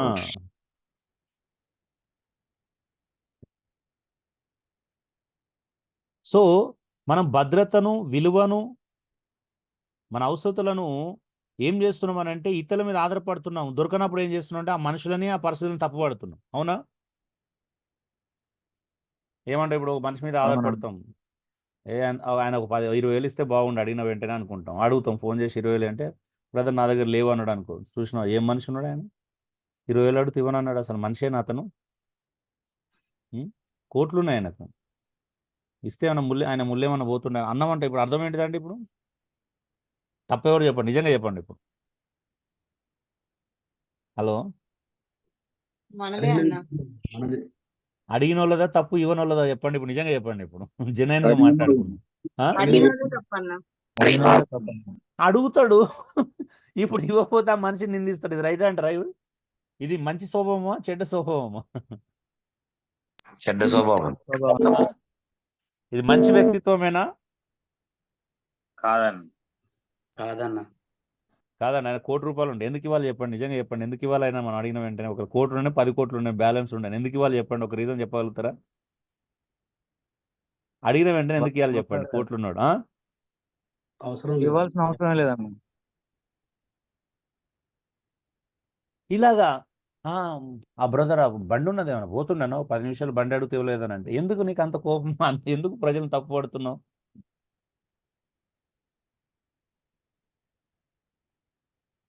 ఆయన ఇష్టం ఇస్తే ఇస్తాడు, లేకపోతే లేదు. ఇస్తే తీసుకో, లేకపోతే లేదు. అంతే కదా? ఏమంటారు? అవునన్నా నిజమే. అక్కడ ఎక్కడ లేని ఏమంటారు మానవతావాది మన లోపల పుట్టుకొస్తాడు ఆ టైంలో. అవునా? మనకు అవసరం వచ్చినప్పుడు మానవతావాది పుట్టుకొస్తాడు. విచిత్రంగా ఉంటది కదా! కొంతమంది చూస్తా ఉంటారు. తప్పు కాదు, అందరూ అలా కాదు గానీ, ఎక్కువ మందిలో అప్పుడే పుట్టుకొస్తాడు మానవతావాది, లౌకికవాది పుట్టుకొస్తాడు, సమాజవాది పుట్టుకొస్తాడు లోపలికెళ్ళి అప్పుడే. ప్రజలకి ఏదైనా ఉంటే అందరం ఉంటే పంచుకోవాలండి. ఎట్లా మనిషి అనేవాడు వాళ్ళు ఉంటే ఎలాగాని అప్పుడు అన్ని రకాల హ్మ్, సోషలిస్టు అందరూ పుట్టుకొస్తారు. అవునా? అవునన్నా. సో ఏదేమైనా మనం ఇతరుల మీద ఆధారపడినప్పుడు దొరకకపోతే ఆధారపడడం మొదటి తప్పు అయితే, దొరకనప్పుడు వాళ్ళని నిందించడం రెండో తప్పు. 2 రకాల తప్పు చేస్తున్నాం మనం కదా! 2 తప్పులు చేస్తున్నాం అండి. కొంతమంది అత్తమామల మీద ఆధారపడతారు. దొరకకపోతే ఆళ్ళని నిందిస్తారు. వాళ్ళ దగ్గర కావాల్సింది దొరకకపోతే నిందిస్తారు. భార్య మీద దొరకకపోతే ఒకటి ఎక్స్‌పెక్ట్ చేయడమే తప్పు అంటే, ఆధారపడమే తప్పు అంటే, అది వారి దగ్గర నుంచి లభ్యం కానప్పుడు వాళ్ళని తప్పు పట్టడం రైట్ అంటారా? కాదండి.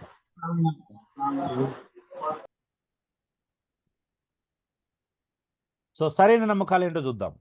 ప్రజల్ని, ఆస్తిపాస్తులను, అంతస్తులను, అధికారాన్ని దేవుడు మన జీవితంలో అనుమతించేది పై 3 అక్కర్లు వాటితో తీర్చుకోవడానికి కాదు. అవి కేవలం క్రీస్తు మాత్రమే తీర్చగలడు. దేవుడు మనల్ని పూర్తిగా క్రీస్తుపై ఆధారపడేలా సృష్టించాడు. తెలుసా మీకు? నా చుట్టూ ఎన్ని ఉన్నా కూడా నాకు సంతృప్తి ఉండదు. నాకు సమృద్ధి జీవం దొరకదు. నాకు ఎన్ని ఉన్నా సంతృప్తి ఉండదు. ఎందుకో తెలుసా అండి? ఆ సంతృప్తి అనేది కేవలం యేసుక్రీస్తులో మాత్రమే దొరుకుతుంది. అది మరెక్కడ దొరకదు. మానవుడిని దేవుడు ఎలా సృష్టించాడు అనంటే, ఏదో ఒక రోజు నువ్వు క్రీస్తు దగ్గరికి రావాలి. క్రీస్తే నీకు సర్వస్వము.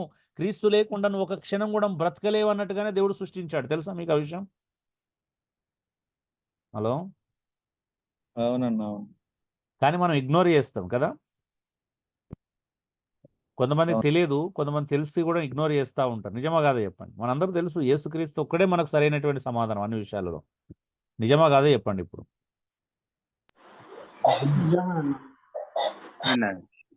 హ్మ్? నిజమే అన్న. ఇప్పుడు మీరు చూడండి, ఇంట్లో మీకు అన్నీ ఉంటాయి. అయినా కూడా ఓ మూల కూర్చొని ఒంటరితనం అనుభవిస్తారు. తెలుసా కారణం ఏంటి? క్రీస్తుని లేకపోవడం, క్రీస్తుని అర్థం మీ చేసుకోకపోవడం. లోపల ఏదో వెళ్తుంది చూసిర్రా? ఆ వెళ్తి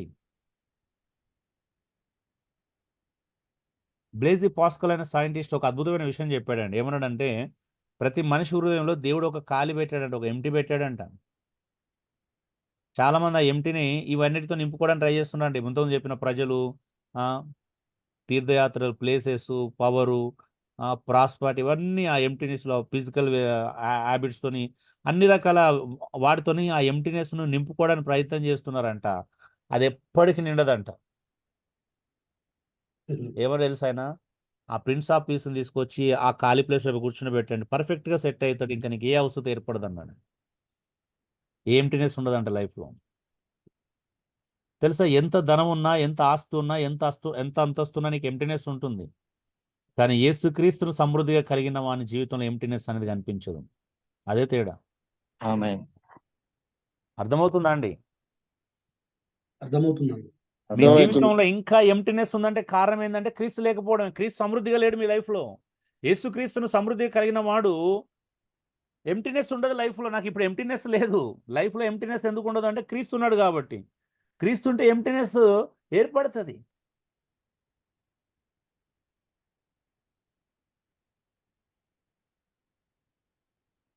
డియర్ బ్రదర్స్ అండ్ సిస్టర్, అంత ఈజీ కాదు. యేసుక్రీస్తు ఉంటే అదొక అద్భుతం. ఈరోజు నేను ఇప్పటికి స్టిల్ ఆశ్చర్యపోతున్నాను. నా కళ్ళ ముందు నా కొడుకు లేడు. కానీ ఆ ఫీలింగ్ లేకుండా చేస్తున్నాడు చూసిన దేవుడు అసలు అంటే అది చిన్న విషయం ఏం కాదు నాకు. అవునయ్యా, అవును. యేసయ్యా. 18 సంవత్సరాలు అంటే ఎంతో అంటే అంటే భవిష్యత్తు ఎంతో ఎంతో అది చేసుకున్నటువంటి వ్యక్తి అంటే లేడు. బట్ అది నాకు ఇప్పటికి ఆశ్చర్యం అవుతుంది. నాకు దేవుడు ఎలాగా దాన్ని తీసేశాడనేది. ఒక నార్మల్ లైఫ్ ఎలా లీడ్ చేయగలుగుతున్నాం అనేది నాకు ఇప్పటికీ ఆశ్చర్యం కలిగించే విషయం.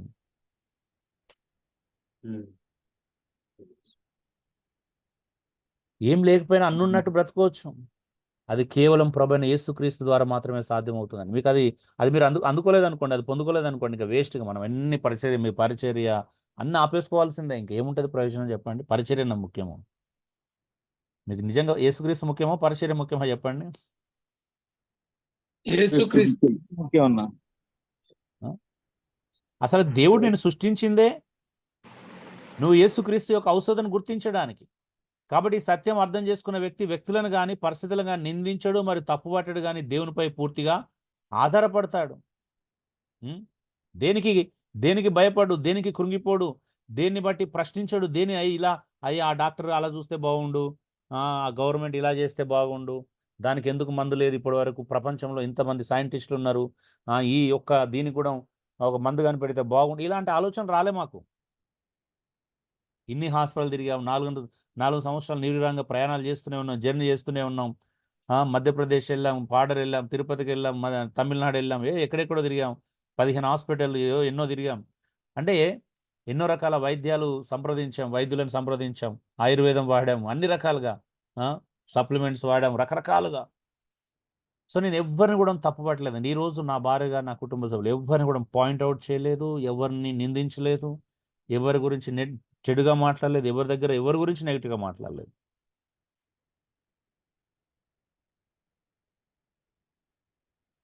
నీకు జీవితం అర్థమైతే, యేసుక్రీస్తు నీలో సమృద్ధిగా ఉంటే, నువ్వు వ్యక్తులను కానీ పరిస్థితులు కానీ నిందించడం కానీ తప్పడడం చేయవు.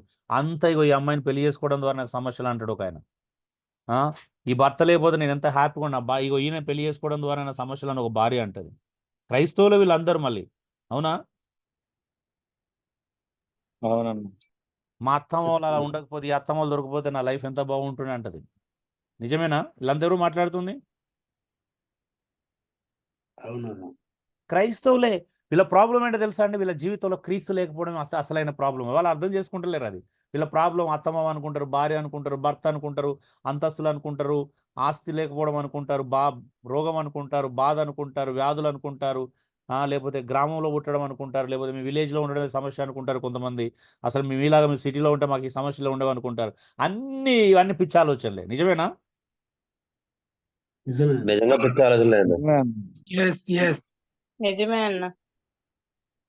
ఒక్కరన్నా అసలు యేసుక్రీస్తులో ఉండడం లేదని నాకు అర్థమైపోతుంది. వాళ్ళు మాట్లాడుతున్నా, అయ్యా నేను ఇక్కడ ఏంటి నువ్వు యేసుక్రీస్తులో ఉండి చూడు ఒక్కసారి, నీకు అర్థమవుతుంది. అసలు తెలుసా మీకు ఎంత అద్భుతం జరిగిందో? మీకు బైబిల్లోనే చూపిస్తాను చాలామందిని.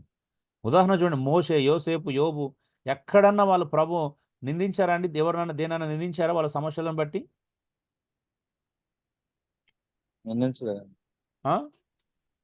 యోసేపు అంత నమ్మకంగా నీతిగా జీవించినప్పుడు కూడా ఆయన మీద ఒక రేప్ కేసు పెట్టబడి చెరసాల్లో పెట్టబడినందుకు, లేకపోతే అన్నదమ్ములు అమ్ముకున్నందుకు ఎప్పుడన్నా చాలా అనుకున్నాడు కదా యోసేపు? పరిస్థితులను, వ్యక్తులను భయంకరంగా దూషించాడా లేదా? తప్పు పట్టాడా లేదా? అంత మీరే బట్టి నా అన్నదమ్ములు మంచిగా ఉంటే నాకు ఈ దుస్థితి ఎందుకు వస్తుందని పోతిఫర్ ఇంట్లో చాలా మందితో షేర్ చేసుకున్నాడు కదా? చేసుకున్నాడు అంటారా?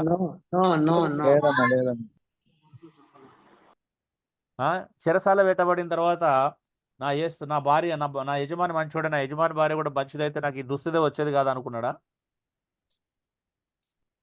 అనుకోలేదు. కానీ మనం అనుకోవాలి రెగ్యులర్గా, లేకపోతే మంచిగా ఉండదు, ఈగో సాటిస్ఫై కాదు. ఏమంటారు? ఎవరినొకరు నిందిస్తుండాలండి. మన జీవితానికి, మనం ఎదగపోవడానికి గల కారణాలను బట్టో, లేకపోతే ఒక దగ్గర ఆగిపోయిన పరిచర్యలో ముందుకెళ్ళకపోయినా దేనో బట్టి ఎప్పుడు మనుషులు నిందిస్తూనే ఉండాలి. ఏమంటారు? అవును, భార్య భర్తని, భర్త భార్యని. దేవుని కూడా నిందించవచ్చు అప్పుడప్పుడు. ఏమంటారు? ఏ గొడవ ఉండదు, ఎవరు ఏముండాలి. యోబు జీవితంలో అన్ని కష్టాలు వచ్చినాయి, ఏం అనుభవించారండి? యోబు జీవితంలో 1% కూడా, నాకు తెలిసి ఇక్కడ ఉన్న వాళ్ళు ఒక్కరు కూడా 1% కూడా అనుభవించిన మీరు తట్టుకోలేరు. అవునా? అవునవును. యోబు కంటే గొప్ప ప్రపంచంలో, యోబు కంటే శ్రమలు అనుభవించిన ఒక వ్యక్తిని చూపించగలుగుతారా అండి? యోబు కంటే డేంజర్గా మీకు తెలిసిన వాళ్ళని చూపించగలుగుతారా? యోబు కంటే ఎక్కువగా లేదన్న చూపించలేమన్నా. యేసు ప్రభు పడ్డాడయ్యా, ఎవరు పడలేదు. అయ్యా మీరు మనుషుల గురించి మాట్లాడుతున్నాం. వాళ్ళు యేసుప్రభుని తీసుకురాకండి. యేసుప్రభుకి అంతమంది పిల్లలు లేరు, అన్ని ఆస్తులు లేవు. ఆయన యేసుప్రభు కంప్లీట్ డిఫరెంట్. మీరు ఆయన యేసుప్రభుని ఇక్కడ పెట్టడానికి పని. యోబు గురించి మాట్లాడుతున్నారు. మనుషుల్లో ఎవరు లేరండి, ఆయనే. ఆయన లాంటి అంత కుమారులు ఉండి కోల్పోతే ఒకటే రోజు, అంతమంది ఆడపిల్లలు ఉండి ఒకటే రోజు చనిపోతే, అన్ని ఆస్తులు ఉండి ఒకటే రోజు పోతే, అంత ఆరోగ్యం ఉండి ఒకటే రోజు చిల్ల పెంకులు గీసుకొని బురద గుంటలు కూర్చునే పరిస్థితి వస్తే, ధాన్యాలాగా సింహల్ బోన్లో పౌలు లాంటి శ్రమలు మీరు అనుభవించాల్సి వస్తే ఏం చేస్తారు? పౌలు అయితే చెరసాల్లో కూడా దేవుని స్తుతించుకుంటున్నారు. స్తుతిస్తారా మీరు? హలో, పేరు ప్రతిష్టలు అపార్థం కూడా చేయబడ్డాడు నా స్నేహితుల చేత. పిల్లలకు తుమ్ము వస్తే దగ్గు వస్తేనే మీరు సనుగుతున్నారని తెలిసింది నాకు. నిజమేనా? హలో, నిజమే నిజమే. నిజమే. ఎస్. సరే, క్రూషియల్ నీడ్స్ మీట్ కాకపోతే ఏం చేస్తారని రేపు చూసుకుందాము. సమయం అయిపోయింది కాబట్టి నేను ఇక్కడ క్లోజ్ చేస్తున్నాను. ఏం చేస్తాం తర్వాత ఏంటిది అనేది మనం ముందుకెళ్దాం. ఇంకా చూడండి, చాలా ప్రాముఖ్యమైన విషయాలు. మానవుడు ఎందుకు ధైర్యంగా ఉండలేకపోతున్నాడు?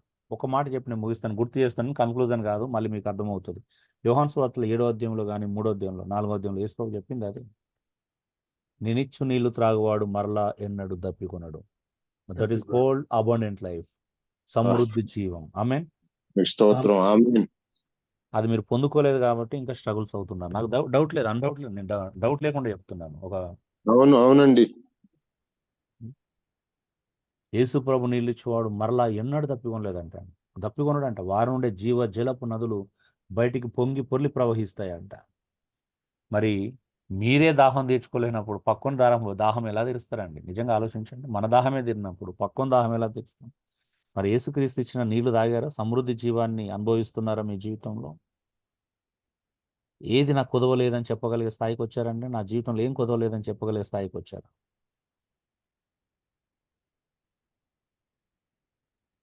ఒకవేళ నిజంగా ఆ స్థాయికి రాకపోతే కొద్ది రోజులు టీచింగ్ ఆపేయండి, కొద్ది రోజులు ఈ ఇంటింటి తిరగడాలు ఆపేయండి, పరిచయం ఆపుకోండి, తప్పేం కాదు, నేర్చుకోండి, స్థిరంగా ఉండండి. ఫస్ట్ పెద్ద నష్టం ఏం జరగదు. దేవుడి సంఘానికి ఏ ప్రాబ్లం ఉండదు. మీకంటే గొప్పోడు దేవుడు, మీకంటే సర్వాధికారంగా ఆయన సర్వాధికారంగా మీకంటే శక్తివంతుడు. తన ప్రజలు ఆయన ఇలా కాపాడుకోవాలి ఆయనకు బాగా తెలుసు. మేము లేకపోతే ఇక సంఘాలు లేవు, మేము ఒక్కరోజు మీటింగ్కి వెళ్ళి మేము ఒక్కరోజు ప్రేయర్కి వెళ్ళిపోతే మొత్తం రోడ్డు మీదకి వస్తారనే అంత భయం ఏం అవసరం లేదు మీకు. అంత అది కూడా అన్నెసెసరీ ఫియరే నాకు తెలిసే. బర్డెన్ ఉండాలి, తప్పు కాదు, కానీ మనమే సరిగా లేకపోతే, మన దాహమే సరిగా తీర్చబడకపోతే పక్కల దాహం ఎలా తీరుస్తామని. Be careful dear brothers and sister. మీకు తెలియాలి, చాలా విషయాలు ఉన్నాయి. 15 క్లాసులను ఉంటాయి కనీసం. అన్ని విన్న తర్వాత మీరు కన్క్లూజన్కి వస్తారు. Thank you. God bless you all. దేవునికి